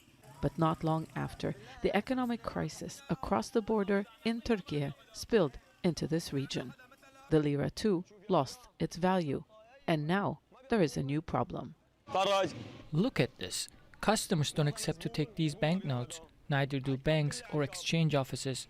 All these banknotes should be thrown away. We need a solution. Some sellers have started to refuse damaged bills. Others accept them only if their value is reduced. Business owners say they face a difficult choice.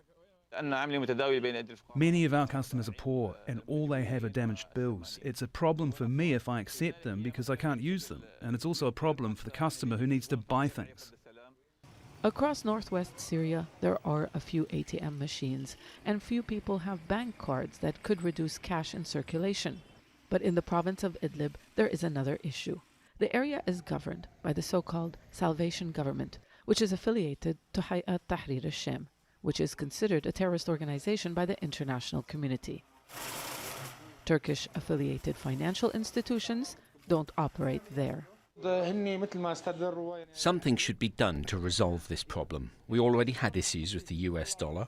Old banknotes lose up to 40 or even 50% of their value because there's no institution to replace them. Some are now questioning the benefits of using the Turkish lira at all. Zana Khuder, Al Jazeera.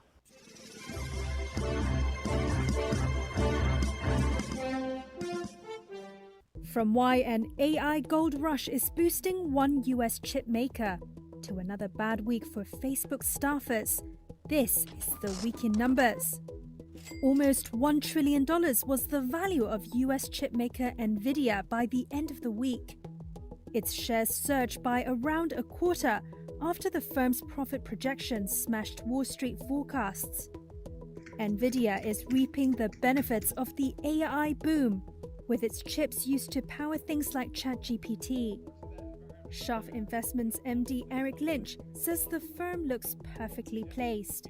The group that made the most money during the gold rush were the suppliers, right? Those selling shovels turned out to be a wise idea. NVIDIA is selling shovels. 0.3% was the fall in German GDP over the first quarter, according to revised figures. After a contraction in the previous period too, that puts the country officially in recession.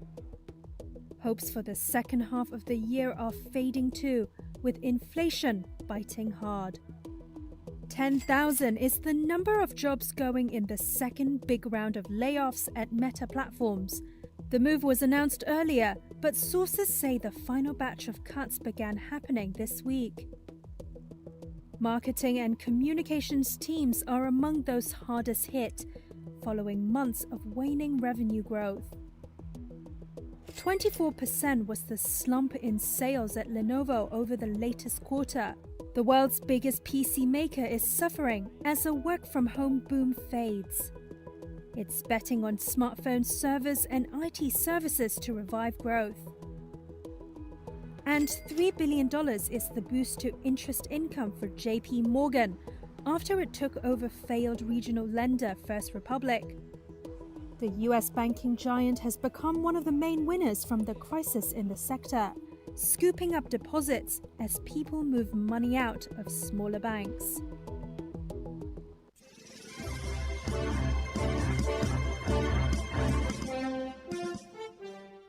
You were listening to the Midday News on WINNFM 98.9. The headlines: PAM leader continues to question government's affordable housing development. Teenager hospitalized following traffic collision. Guyana's 57th independence anniversary, an evening of prayer and reflection on Medea secondary fire. Shark attack claims tourist's leg in Turks and Caicos. 5 minors in Antigua are being questioned in connection with the gang raping of a woman. Internationally, the humanitarian and aid crisis in Sudan is intensifying as both warring sides accuse the other of breaking a ceasefire. Thank you for listening. That was the WINNFM Headline News. The Headline News was brought to you by Caribbean Alliance, KDP Enterprises, The Grange, and Carib Brewery.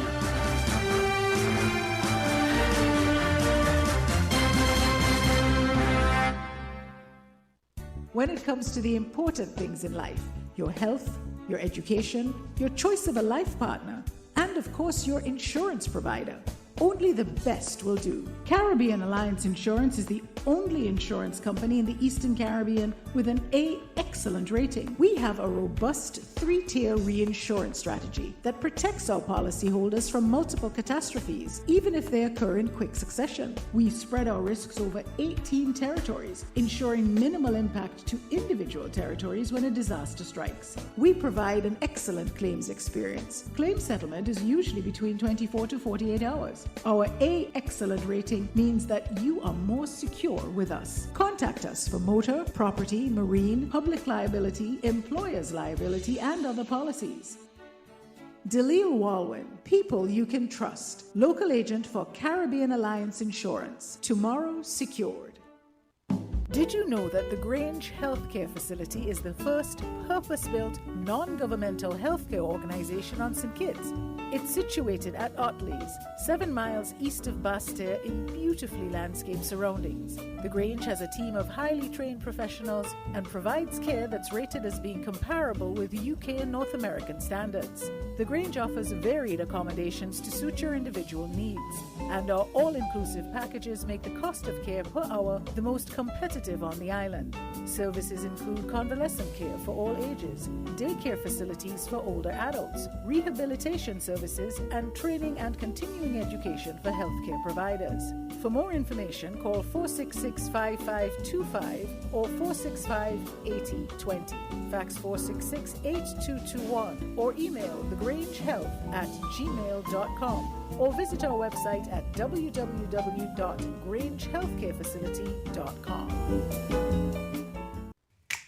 Maybe it's the way the brilliant gold liquid reflects our sunshine, or how the bright blue of its label mirrors the clear Caribbean skies overhead.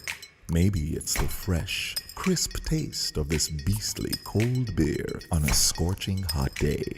Maybe it's even the way it brings us all together. But one thing is for sure, Carib is very much a part of who we are wherever we're from in the Caribbean. Carib, it's the way we play. Drink responsibly. Shipping your cargo shouldn't be a hassle. It can be as easy as a single call to Amerijet International, your worldwide cargo transportation solution. We provide all the services you need to ship your goods anywhere in the world, whether your shipment is fresh, frozen, large or small, alive or hazardous. You can count on Amerijet to deliver it safe and sound. Amerijet International, by land, sea or air, we get it there. For more information, visit us online at www.amerijet.com or call us at KDP Enterprises at 466-9595. Found the sound. 98.9. Win FM.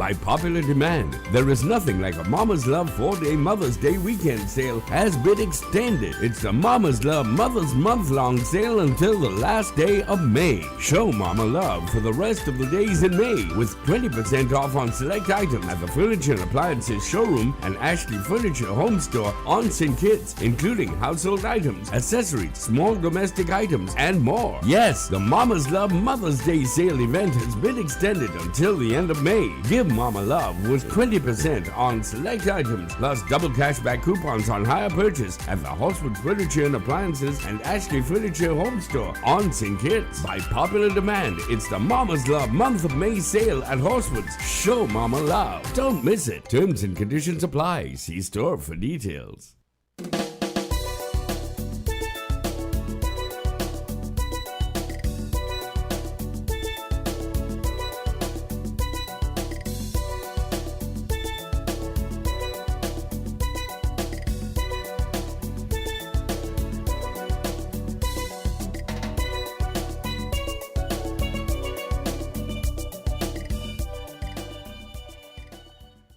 Good afternoon and welcome back to the second half of today's installment of Voices. My name is Socrates, host, our presenter for today's program. In the earlier half this morning, we had Miss Latoya Matthew Duncan, and she came from the Ministry of Health, and she's a nutrition surveillance coordinator. We had quite a chat about general health in the Federation, focusing mainly on the NCDs, and speaking to our people, not only in St. Kitts, but throughout the diaspora about nutritional diets, what we should eat, what we should avoid, what we should not take for granted.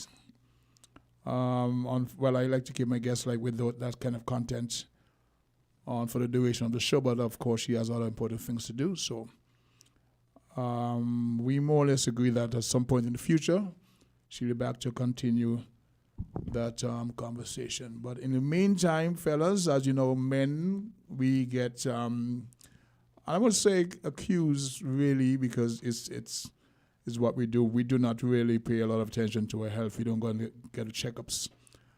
We're not as conscientious, or we're afraid to go. I don't know what happens, but the ladies go often. And of course, the earlier you can detect an ailment or whatever, it's better for us. But of course, we're macho. Comes down to a psychology or stuff like that. So in the second half, and I have in my hand, it was sent to me by Ras Aya, a document that's entitled Rastafari Rights Recognition Bill 2023. By the way, if you want to engage in conversation on this topic, the one we had earlier on, 662-0989, 466-0989 gets you in on the conversation. The lines are open. So I'm going to read until, somebody stops me. It says Rastafari Rights Recognition Bill 2023. St. Christopher Nevis number is not there, of 2023. A bill to provide for the process of registration of Rastafari groups, recognition of various rights related to the use of cannabis by registered Rastafari groups, licensing for the freedom of conscience, possession and use of cannabis in certain public places, and for other related matters. I'm just going to read this because it's funny. Be it enacted by the King's Most Excellent Majesty, by and with the advice and consent of the National Assembly of St. Christopher Nevis, and by the authority of the same, as follows. Short title. This act may be cited as the Rastafari Rights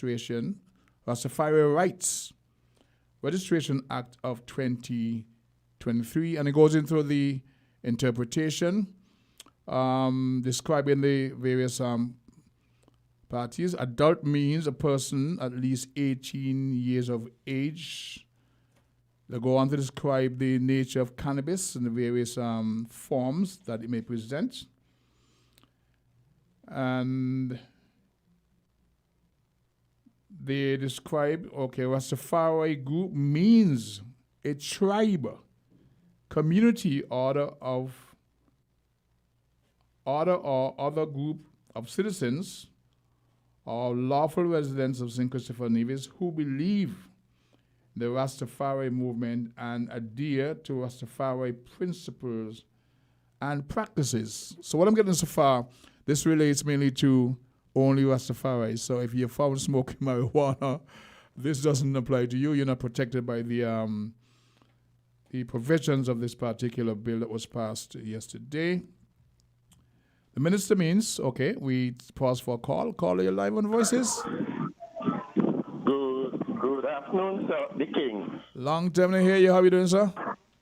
Oh, I'm here taking it easy. I ain't doing too bad for me age. I hear you. Talk to me. The King. Yes, sir. I have a disagreement with that bill there, you know. Mm-hmm. I'm going to tell you why. It makes to sound like the Rastafarian is a different race of people. It's a tribe. All of us. Tribe. That was the description. Well, they're not a tribe. Rastafari group means a tribe, community, order of other group of citizens of lawful residents of St. Christopher and Nevis who believe in the Rastafari. Yeah. Anyway, it's your time. Go ahead. They are already. Yes.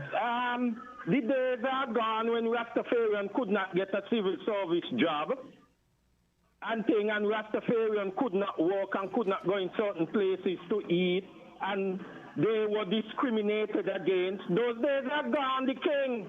And so now they be protected. Now they be. Does discriminate against Rastas? Yes. Nobody.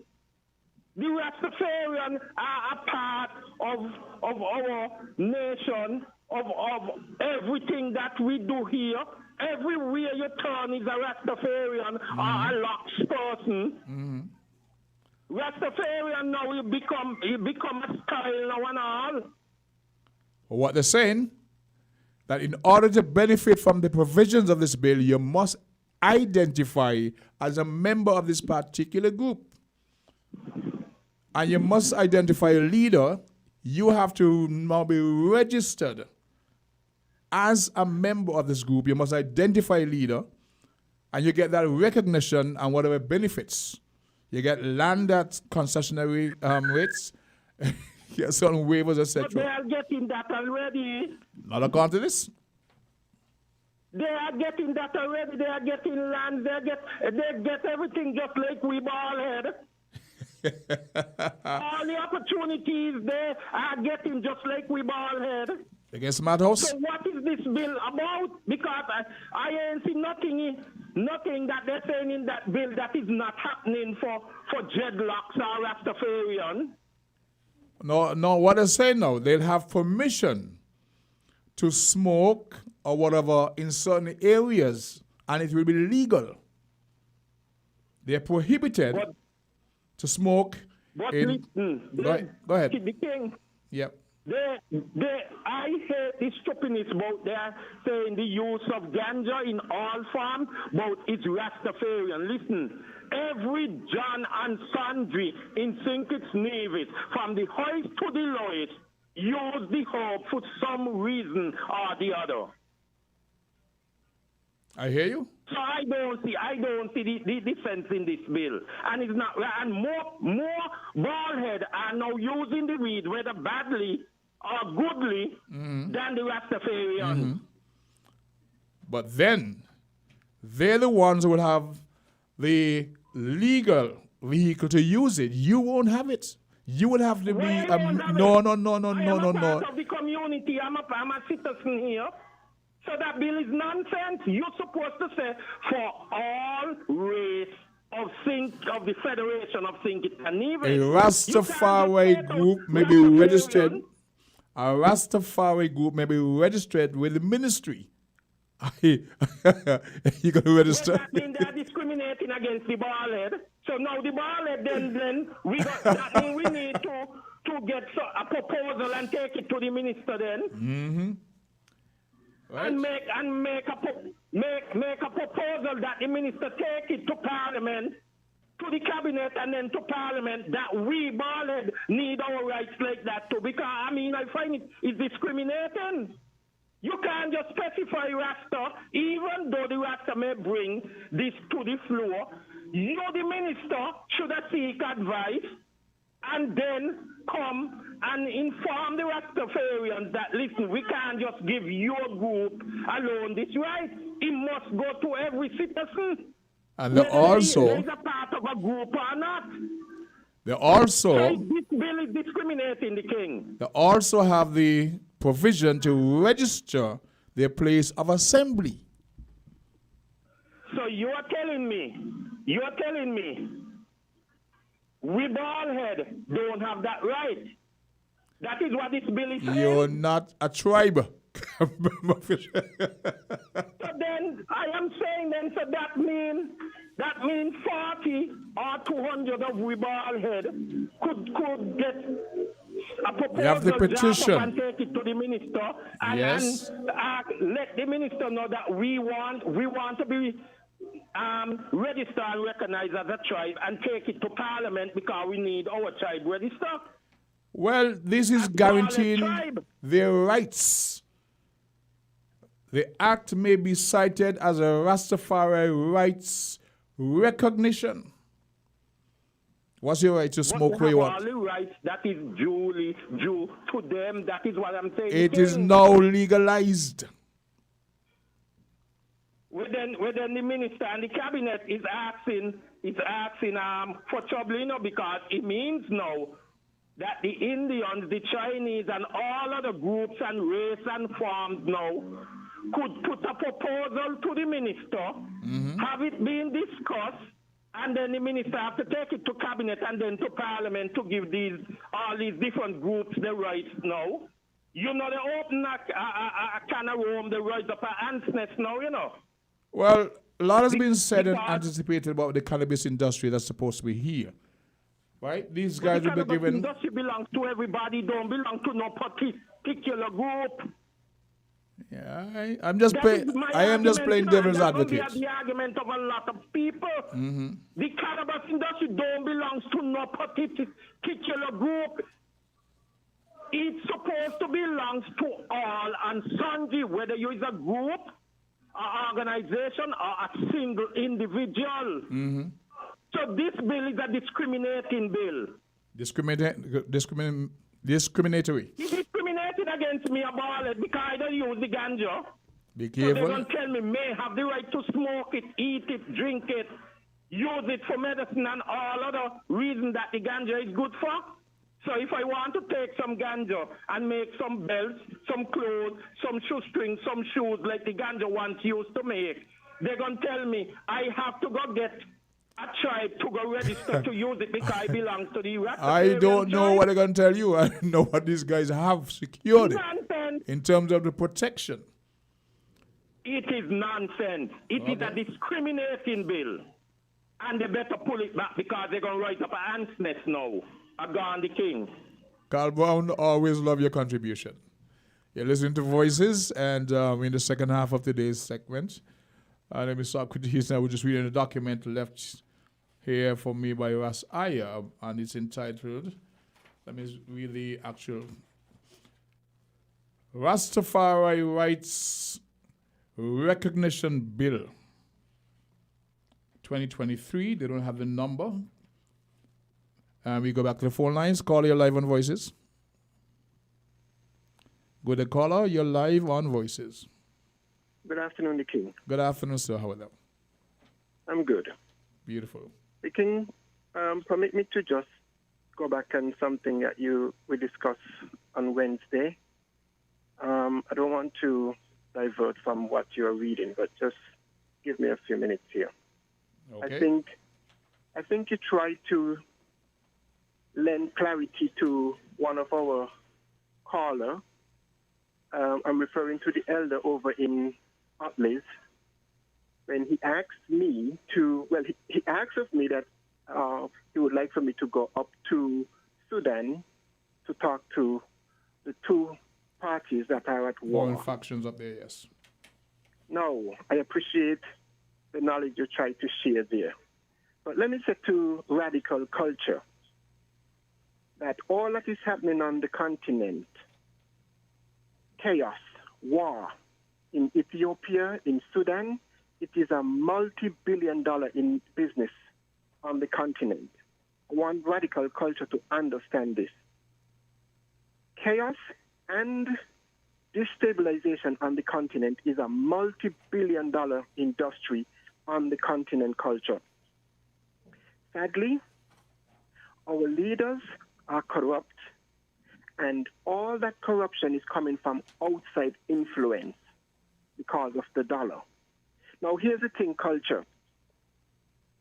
Sudan has just discovered oil. And in all that is going on with the war with Ukraine, with Russia having the upper hand on what is going on with that proxy war, what is happening in Sudan, it is by design culture. I want you to understand this. Because with NATO, or let me say, it's alleged that NATO blew up that pipeline that was supplying the Russian oil. Now that they discovered that oil, the outside, Europe and NATO, want to get their hand on that oil in Sudan culture. So they create this war between the two tribes. And make no mistake, culture, just what is happening on the continent by outside forces, it can happen in our diaspora here with our leaders. And we have seen where it happens. Because you see, our leaders are not leading. They are being led. They are not governing. They are being governed. This is a fact. It's a reality that we have to wake up to. We have the minority ruling the majority. Now, someone asked the question the other day.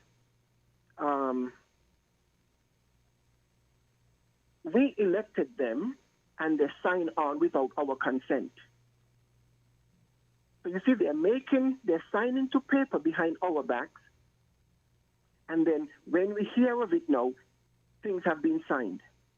And this is one of the reasons why some of our leaders who, on the continent, once they become corrupt, they are target for assassinations. Because who is ruling the system? They are ruling with weapons of death. King, you know what I wanted to talk about today? My topic was about fear. But I'll reserve this for another time when you're on. Okay. But I just want culture to know that what he sees on BBC and CNN, that's what they're pushing. They want us to see this. I gave out some platform already, the King, for those who are interested, who want to know. Deep behind all that is in front, on the surface, that they're pushing their narrative in the news platform. Because remember, they control the news. So they give us what they want, what they want us to know. And culture, I know that you love BBC. I used to like it too. But I trash it. I'm not asking you to trash BBC. I think he would have gotten the message because I did try to explain to him it's not what you see in the government, it is actually a war of proxy between Russia and America. So he got the point. Yes, the King, I appreciate, but I just, you see, we get swallowed up. We get swallowed up in their narrative. We have to create our own everything now, the King. And there are changes on the continent because change is unstoppable. Culture does not love the changes. But once you become aware, you cannot close your back on it. You have to become a part of it. All right, appreciate that. Thank you for your contribution. Thanks for the clarity. And the band plays on. That was one of our contributors trying to address an issue that was raised during our last session on Wednesday. Okay, so my friend Carl Brown seems a little annoyed by the bill that was passed yesterday, but he speaks about ministry means, yes, sir, and they talk about place of assembly. Place of assembly means, okay. Let's see what this next caller have to say. Caller 11 Voices. Good afternoon, the King. Good afternoon, Culture. Okay, Welcome to this the is your program. exhibition on stage when they rob you of giving you the crown as Calypso King. It happens again. Not a problem. Right. Now, to my friend who just talked, number one, I'm not living in Atlas. That's wrong. Okay? I'm living in Lodge. Okay, now he knows. Now, I don't care who designed what in the wall and what radio station I listen to. Johnny and me and thousands of millions of people listen to BBC before CNN, ABC, and whatsoever radio station come on. And we get a lot of information which is true, which was true on BBC Journey. You said BBC does spread propaganda. How could you prove that BBC does spread propaganda? And you don't call it no other radio station in Africa. Dr. William Talbot, he was a preacher, pastor, and then he became the president of Liberia, a pastor, and he was chased out of Liberia for corruption. That's number one. Now, who gonna design anything and say, give me a gun and tell me go and shoot my brother Sakwati because I want to be on top of Sakwati? That is what happened in Sudan. Two generals fighting one another for supremacy of Sudan. None of them want to stay down second as deputy. The two of them want to be king. That is all I ask you to do, Johnny. Go up to Sudan. Tell them that you're from St. Kitts down in the Leeward Island of the Caribbean. And what you are seeing or hearing, from where you get your information from, it is not nice, it is not good, and it is not right. So you come up here to tell them, stop it. As Africans, they're not supposed to be fighting each other. None, whether Africans or European, nobody's supposed to be fighting physically each other. That is all I ask you to do, Johnny. You don't tell me I fooled by no BBC. Fighting is not good. Killing is a result of fighting. Why haven't you gone up there to talk to them? That is all I ask you to do, Johnny. Okay, Culture.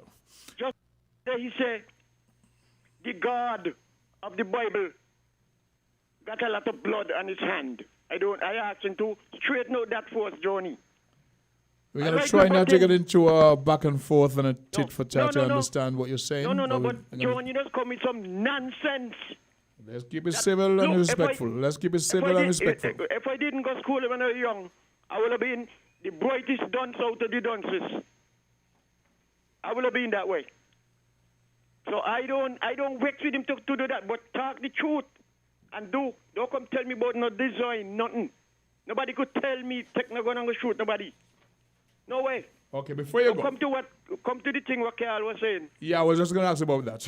Yeah. I want you to weigh in on that since you're on the phone. No, yeah, this smoking business, even on the plane, they have the sign say no smoking, and whatever it is you have to obey. And certain business places, they have smoking zone, you go there. Anyhow, you come out of the zone and smoke, then they penalize you. Or even in big America, I have been in what you call the one-hand man, where they go pull on and show you the money. Slot machines? Yeah. Casinos? Well, I went in a large one in Miami.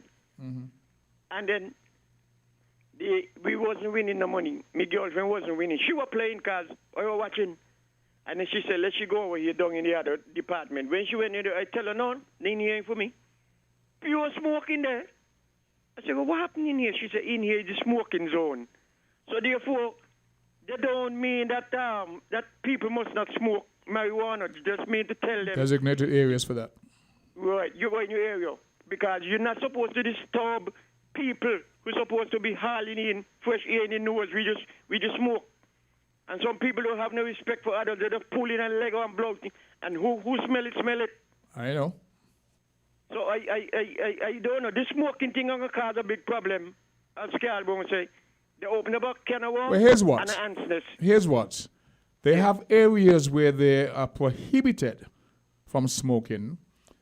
Schools and all educational institutions, school buses and other educational transport, hospitals, health centers, churches and other religious establishments, except as is permitted under the acts of any other law.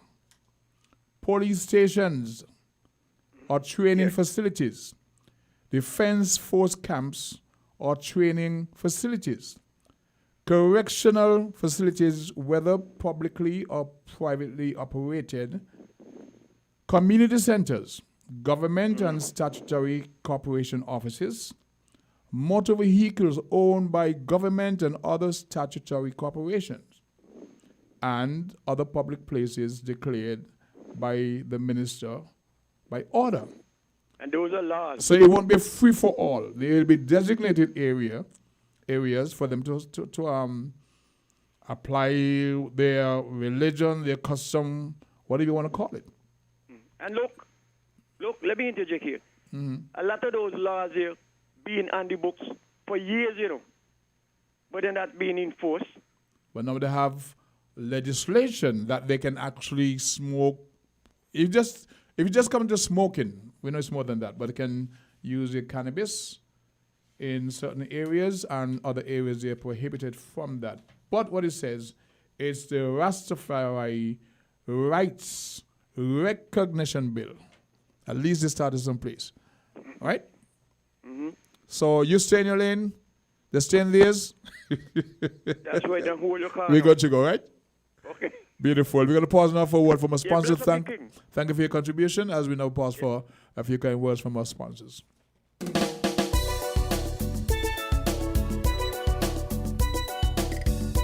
Here are your Horsford Value Mart IGA specials from May 18th to the 31st.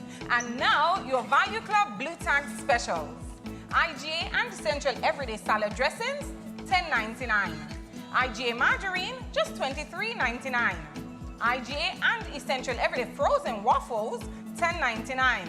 IGA and Essential Everyday Honey Beer Clover, $19.99. Bigelow Teas, $10.99. Suavitel Fabric Softener, $19.99. And now our very low weekly value deals. Nor rice and pasta side dishes, $7.99. Essential Everyday Ketchup, just $4.99. Essential Everyday Instant Oatmeal, $11.99. Arm & Hammer Deodorant, $7.99. Centrum Vitamins, $44.99. Extra Liquid Laundry Detergent, $22.99. Shop Smart, Shop Value Mart. Sea listo y haga sus compras aquí en Value Mart.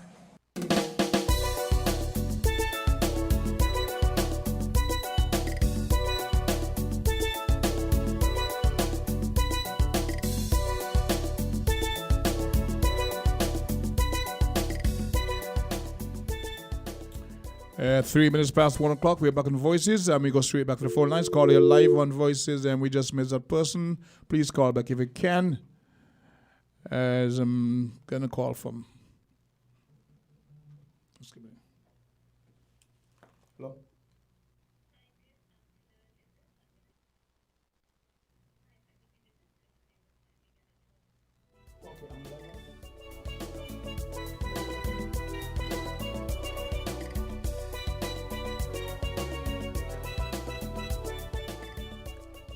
Sorry, I had to take the call, but we're back live on Voices, and we have a caller on the line. Caller, you're live on Voices. Paternal greetings and joy to your brother. Ras Aya. How your afternoon is going on? Wonderfully, wonderfully, most wonderfully. Give thanks for life. Definitely, first and foremost. You called me name just me come to just give a little details Yes. going to what Carl is expressing himself about, and other people feeling the return of what was entailed within that recognition bill. Yep. Which I ain't support that to not go at all, because in the formality of it, you have to have social equality for everyone. I hear you. See? Mm-hmm. And that is not in the strength of that recognition. I not look for no favoritism because everything belongs to the Almighty, and without the Almighty, we can't move. Yeah? Mm-hmm. So I will say to the AG and the administration who are in this legal framework where they say they're going to indicate as a recognition bill and the Bill of Rights for Rastafari. Rastafari is a wholesome and spiritual tradition committing the powers of the Almighty. So no leader could detail and entail who is Rasta. All we got to do is work to maintain the equality for all Rasta and people alike. Because all of us suffer the birth of using herbs. All of us. You see? So it's time now they realize we are not no drug lord, and we will never be no drug lord. Because if we are a drug lord, I would have done work and do a lot of things for the benefit, as they say, drug lords do for people. So I know, me not a drug lord, and me not looking to be none. It's time now these people understand. Let us have a fair and proper discussion of public education to the people of Spinkers and Neils and stop that the society is theatric about herb. Because herb cannot be enough theatric no more. Because the context where they use it to make it sound like we still a drug. We are using a drug. It's a controlled substance. Yeah, go ahead. It is a controlled substance. Of who? Of who? No, legally, that is why they restrict it to certain areas where you can use it or not. It is a controlled substance. So they say you have the rights, recognition, but they're saying these are the terms and conditions whereby you can use cannabis. Let me say this here, Brother King. Tomorrow, we are having our annual solidarity rally to mark the African liberation event that was just on Thursday. Yes. Now, we are the spiritual group. Because I'm not a religious group, I'm a spiritual group. We have. I hear that. Is a theocracy order, divine order by the Almighty, not by by the elders. But the elders are the guiding light to the works of the Nyabingios and all other factions that is come from within Rastafari, the Bobo Shanti, the Tuali group, and others, the 12 tribe, and others individually consider towards the Rastafari moment of hand. You cannot use them kind of mechanisms to feel like Rasta is that kind of way. That's why I tell the page in front of you, you all into public education, and me being selected and the licensing authority, we don't even have a formal groundwork to say what are we objective towards seeking proper recognition towards in the use of herbs. I not call home the marijuana, because we in a gangsterism towards the Mexican issue where the Americans try to bombard the herb and make it look like it's some kind of war faction movement from the Mexico region to go into America. That is why you're seeing the context is being tabled like that over the time. That people thinking that they will look to bring weapons of destruction towards, as they say, the youth them will go and pursue guns, and then you'll see some kind of war faction towards somebody trying to control some talk war because of this influx of herbs, however, other things they try to utilize. It's time now we look at this here as a serious approach, because even under the farm administration, I tell them, we need a moratorium to engage all the information towards what the herb is about. Because the herb thing within a spiritual aspect. Bottom line is for me. All of the body, man. Is it your position, or you're part of a group that you're rejecting this? Well, I'm a part of the Nyabingi Theocracy, and I'm still a member of the ORU, which the Nyabingi is a part of. And we who were sitting in that meeting Tuesday with 8, I didn't feel pleased. Even though I had to go out at that same evening, I wasn't feel pleased with what the details they come to bring to I. Because he's saying, who set down these legislation, these luminaries of his office, not people from outside who could give them a better detail in what they're dealing with. So it's Christian people setting down these regulations towards Rastafari. Yeah, serious one. So you guys had no input in the discussion? No input at all? Only input was what the information towards what they're going to do, not to say what we're guiding them in what they are doing or how to do things in the proper way. Okay. They're happening in the information and it's happening again in this administration. And even they're following the American concept and the European concept to define how to use herb grown in this way. They need to stop that. It's time now we come in a proper way and make proper legislation changes for the whole entire thing and need it, and not for your own personal gain, because it's a world war. Well, defending what you're hearing here, but we want equal rights and justice. they're giving you concessions when you go to register, right? You're going to waive the license fees granted pursuant to the Cannabis Act. So you won't have to pay for registration. Waiver on business license fees, right? Granted pursuant to the same enactment. Concessions on payments or corporate income tax pursuant to the Income Tax Act. Concessions on payment of custom import duties on goods imported into St. Kitts and Nevis pursuant to the Customs Act, Chapter 20.04. Waivers on property tax granted pursuant to the property tax and the acts. Purchase of parcel of crown land at concessionary rates, and lease of parcel of crown land at concessionary rates. So you're going to get land, whether by purchase or lease, at concessionary rates, right? All application of registration pursuant to subsection 1 shall be made in the form set out in Part 3 of the schedule, registration free of charge.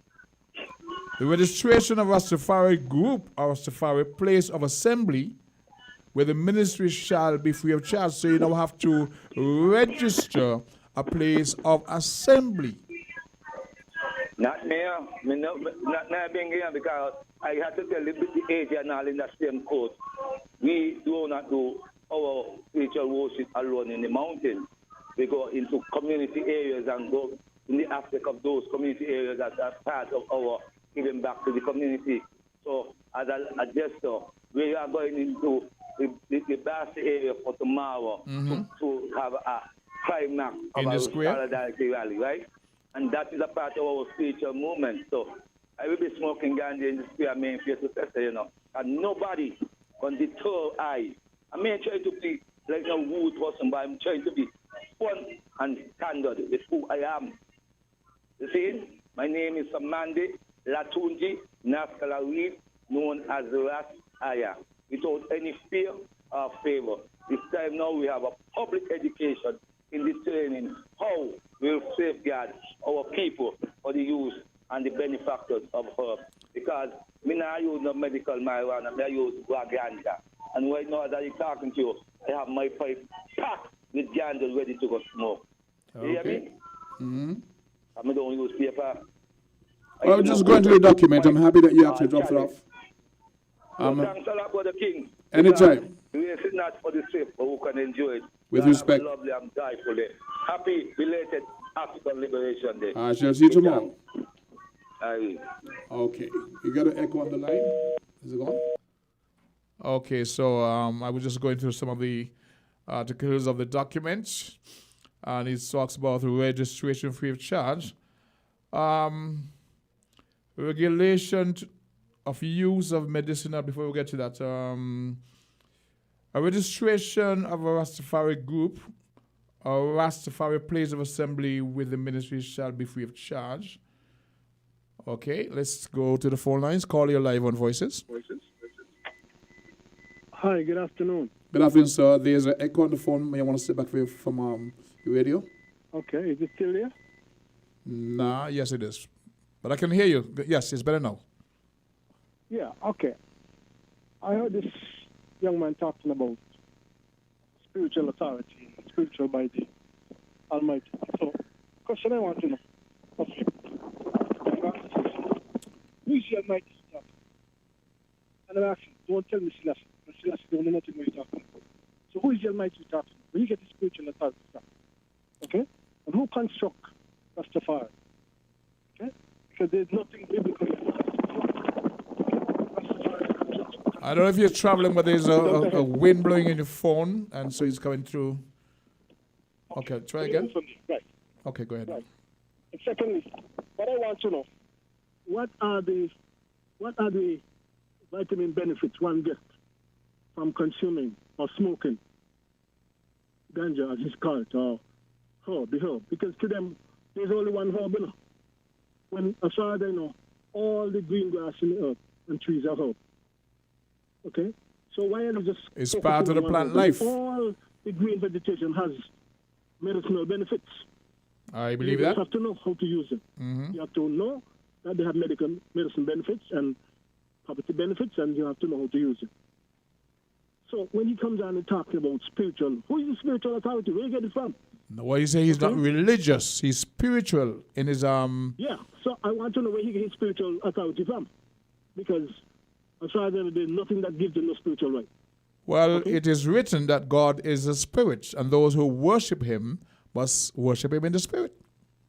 Yeah, but they're not worshiping God. They're worshiping Selassie, who never admit that he's anything that they're... There are many messiahs, you know. To him. There are many messiahs. Right. The Christians claim Christ as their messiah. Right? The Jews has not. There are many messiahs. The Muslim claim Muhammad as their messiah. King? Huh? There are not many messiahs. There has only been one messiah. Okay? All the others are false. If a messiah is not the one who went to the cross to die for man's sin, he's not a messiah. Okay. Did you read in the Bible a quotation supposedly from God that says, "Thou shalt have no other God but me"? What does that tell you? That is not supposedly. That is so. Okay? Okay. It is not a supposition. That's what God says. So God said they have no other God but me. What does that tell you? But that they are the gods? Well, you see, if you're thinking about other gods, they're not living God like the true and living God. Right? They're gods that persons make gods. And if you have to make a god, he can't be a god. Just like he said that his God came from Africa in a plane. Well, the plane is more powerful than he got. That's what he said? The Caribbean. Is that's what he said? So what kind of God he got? Yeah? So, the guy needs to just... No, let's keep it civil. Let's keep it civil. One of the things that divide people is religion and politics, and they drive us to war and conflict. We don't need that. Right? Fine. But I get your point of view because... Keep it to yourself. Don't promote it among the public because we know better. Okay? Okay, sir. That is my take, and thank you. Got you covered. Got me about 17 minutes down past the 1 o'clock hour. We're going to end at 1:30, but I was just having a little read of this bill that's entitled Rastafari Rights Recognition Bill and some of the particulars of the past said bill. Renewal of registration every 2 years. To remain on the register of Rastafari group, a Rastafari group shall be required to re-register every 2 years. To remain on the register of Rastafari groups, plural, a Rastafari group shall be required to re-register every 2 years. Okay? And it goes through regulation of use of medicinal cannabis at place of assembly. At a registered place of assembly, cannabis material may be grown, harvested, dried, trimmed, cured, or possessed by the adult members of a registered Rastafari group as a sacrament for upliftment and edification. At a registered place of assembly, cannabis material may be grown, harvested, dried, trimmed, cured, or possessed by the adult members of a registered Rastafari group as a sacrament sacrament for upliftment and edification. And we go to the phone lines. Call your live on Voices. Greetings to you, Highness. Yes, Your Highness. Yes, Your Highness. Thanks. Thanksgiving out in order. Every time. Oh, but pardon, you was about to say something? No. So every time. Give thanks every time. Talk to me. Yes, continually. Thanksgiving out in order. Yes. And I said I remember my beloved mother, you know. Yeah, What's the memories? Yeah. As I said, when I was saying that my beloved mother came to mind because that's what she's into, Thanksgiving. In all situations, give thanks. Yes. Okay.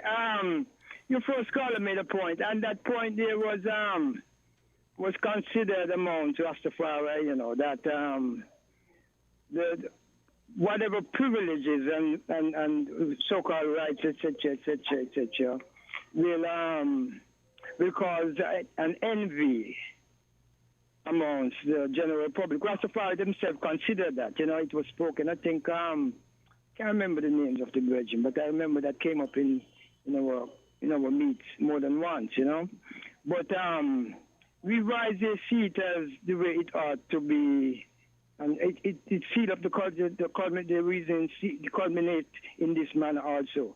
We rise the seat as first and foremost, you know, we are unique within the vibration of the tree of life. It's our sacrament, you know. Let's point once to the Roman Catholic Church and the sacrament in their midst. Correct. That's what it is in the midst of Rastafari. And that's what makes us unique. That's what makes I and I unique within the scheme of things. And even before Babylon can talk about rights and this and that, we already attain our rights globally, not just think it's in Nevis, globally. Okay. Pertaining to the herb being our sacrament, you know. And we didn't wait on no one to say, go ahead and do this.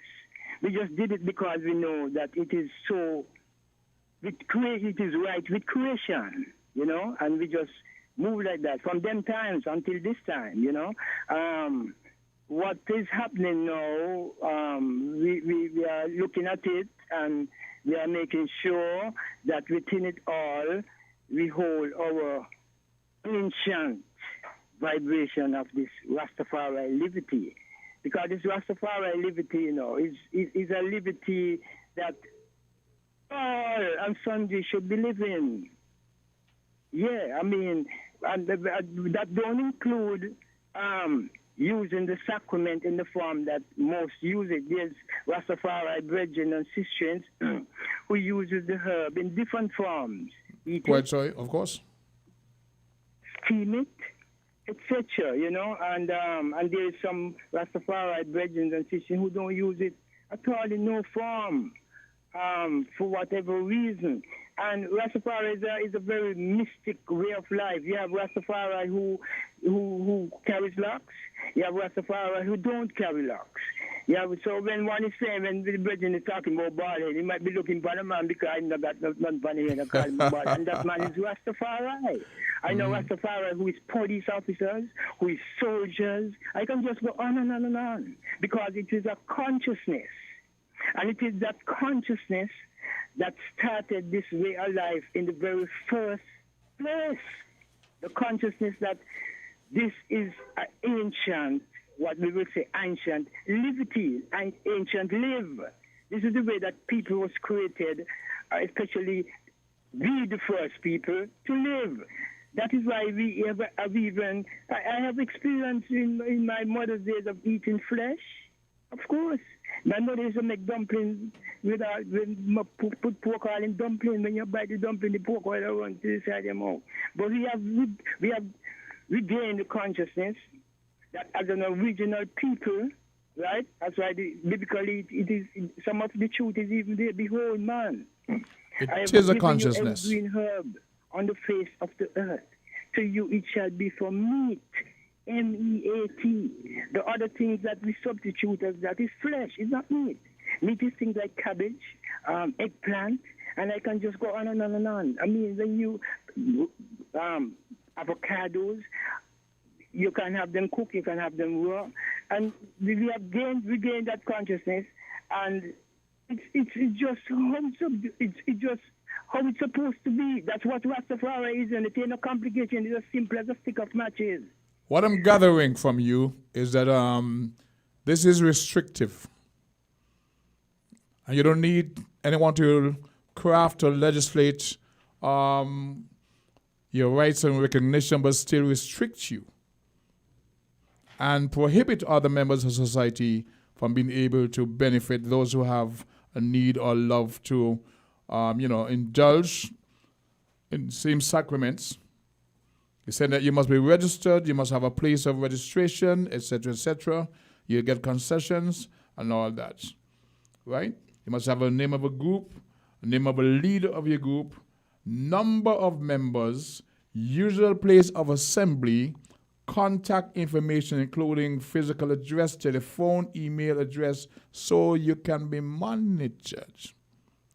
This is one of the things that you would be objecting to. Yeah, we heard all that, and we heard that over and over, and we heard that has been happening at the Mount just Rastafari in the Federation of St. Kitts. It has been happening here and there, and because truth is what it is, and because, as I said, this ancient belief is what it is. We're not taking on them kind of, when we reach those bridges, we cross them, and we're not. And we're not living this life with any doubt, It is full confidence. We don't have any doubt. Rastafari don't have no doubt in this liberty, Everything that we tenaciously embrace, everything that I and I tenaciously embrace about this liberty it's inseparable. Nothing, that no system, no Babylon, nothing. As a matter of fact, I've been telling my brethren concerning this sort of thing. It's Babylon catching up, We don't we use our bodies, our bodies as living temples to experience the sacredity of this tree of life, our sacrament, I remember I had a case in the early 70s when we bring a man from up the factory named Mr. Cole, who say he tests ganja and bring them, they say he find it to be so that's it's in that same case they have stopped the prosecutor. She husband just passed. My condolences and more, Mrs. Maynard. Louina Maynard, I stopped her in a chat when she said, Eli Freeman, the chief of police, complained that you were found with a certain dangerous drug, cannabis. I said, it's a dangerous stuff when she checks right away. I think Keskiff was on the thing. Yeah. I said, dangerous drug, a man let me know what me eat and what me drink.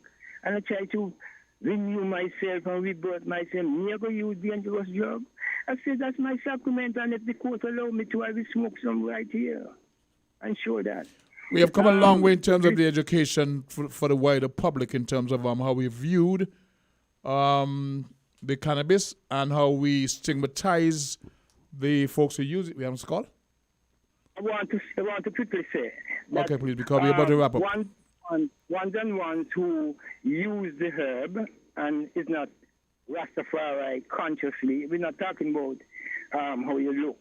Because, the system say register to group and something, and you got a lot of brethren and sisters out there who is Rastafari without locks on their head, and they're not going through that. But they have as much rights as I or another who will go through the registration formation. So this is very ticklish, but as I say, when we get to the bridges, we cross them, because the truth is what it is. Truth is just burst forth like river. But give thanks, I want to thank you for your contribution and your perspective on the whole thing. And as an elder, you brought some wisdom to the whole thing. I appreciate that. Give it down. In times to come. All right. So we got about 28 minutes moving down, 29 minutes actually. Got just about a minute to wrap things up today for another episode of Voices. It's Friday. It's payday for many. And for them, it's a very fantastic Friday. Of course, we have families who are in mourning because of bereavement, the passing of their loved ones. We keep them in our prayers, in our minds, our consciousness. We want to wish everyone over the weekend coming up safety above everything else. The road users, we've had a couple of incidents over the weekends in terms of traffic incidents. We have a young lady who's now at JNF because of an incident that occurred on the main road. So we ask our drivers to be careful, be conscious, and want to wish everybody, those community or not, safe, a fruitful weekend, starting with the rest of a fantastic Friday. And God's willing, I shall be back here in the studios for another episode of Voices on Monday. Right? So I wish you all peace, love, and a much, much brighter tomorrow. I'm out of here.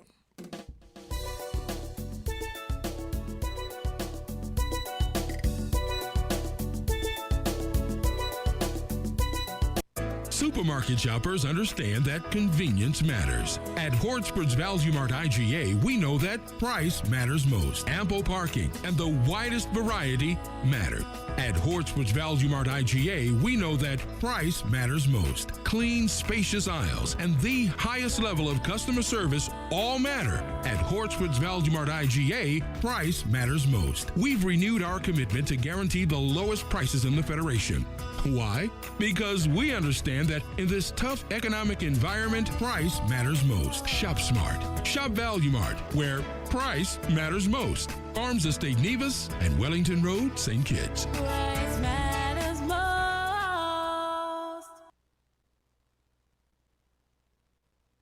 WINN is 98.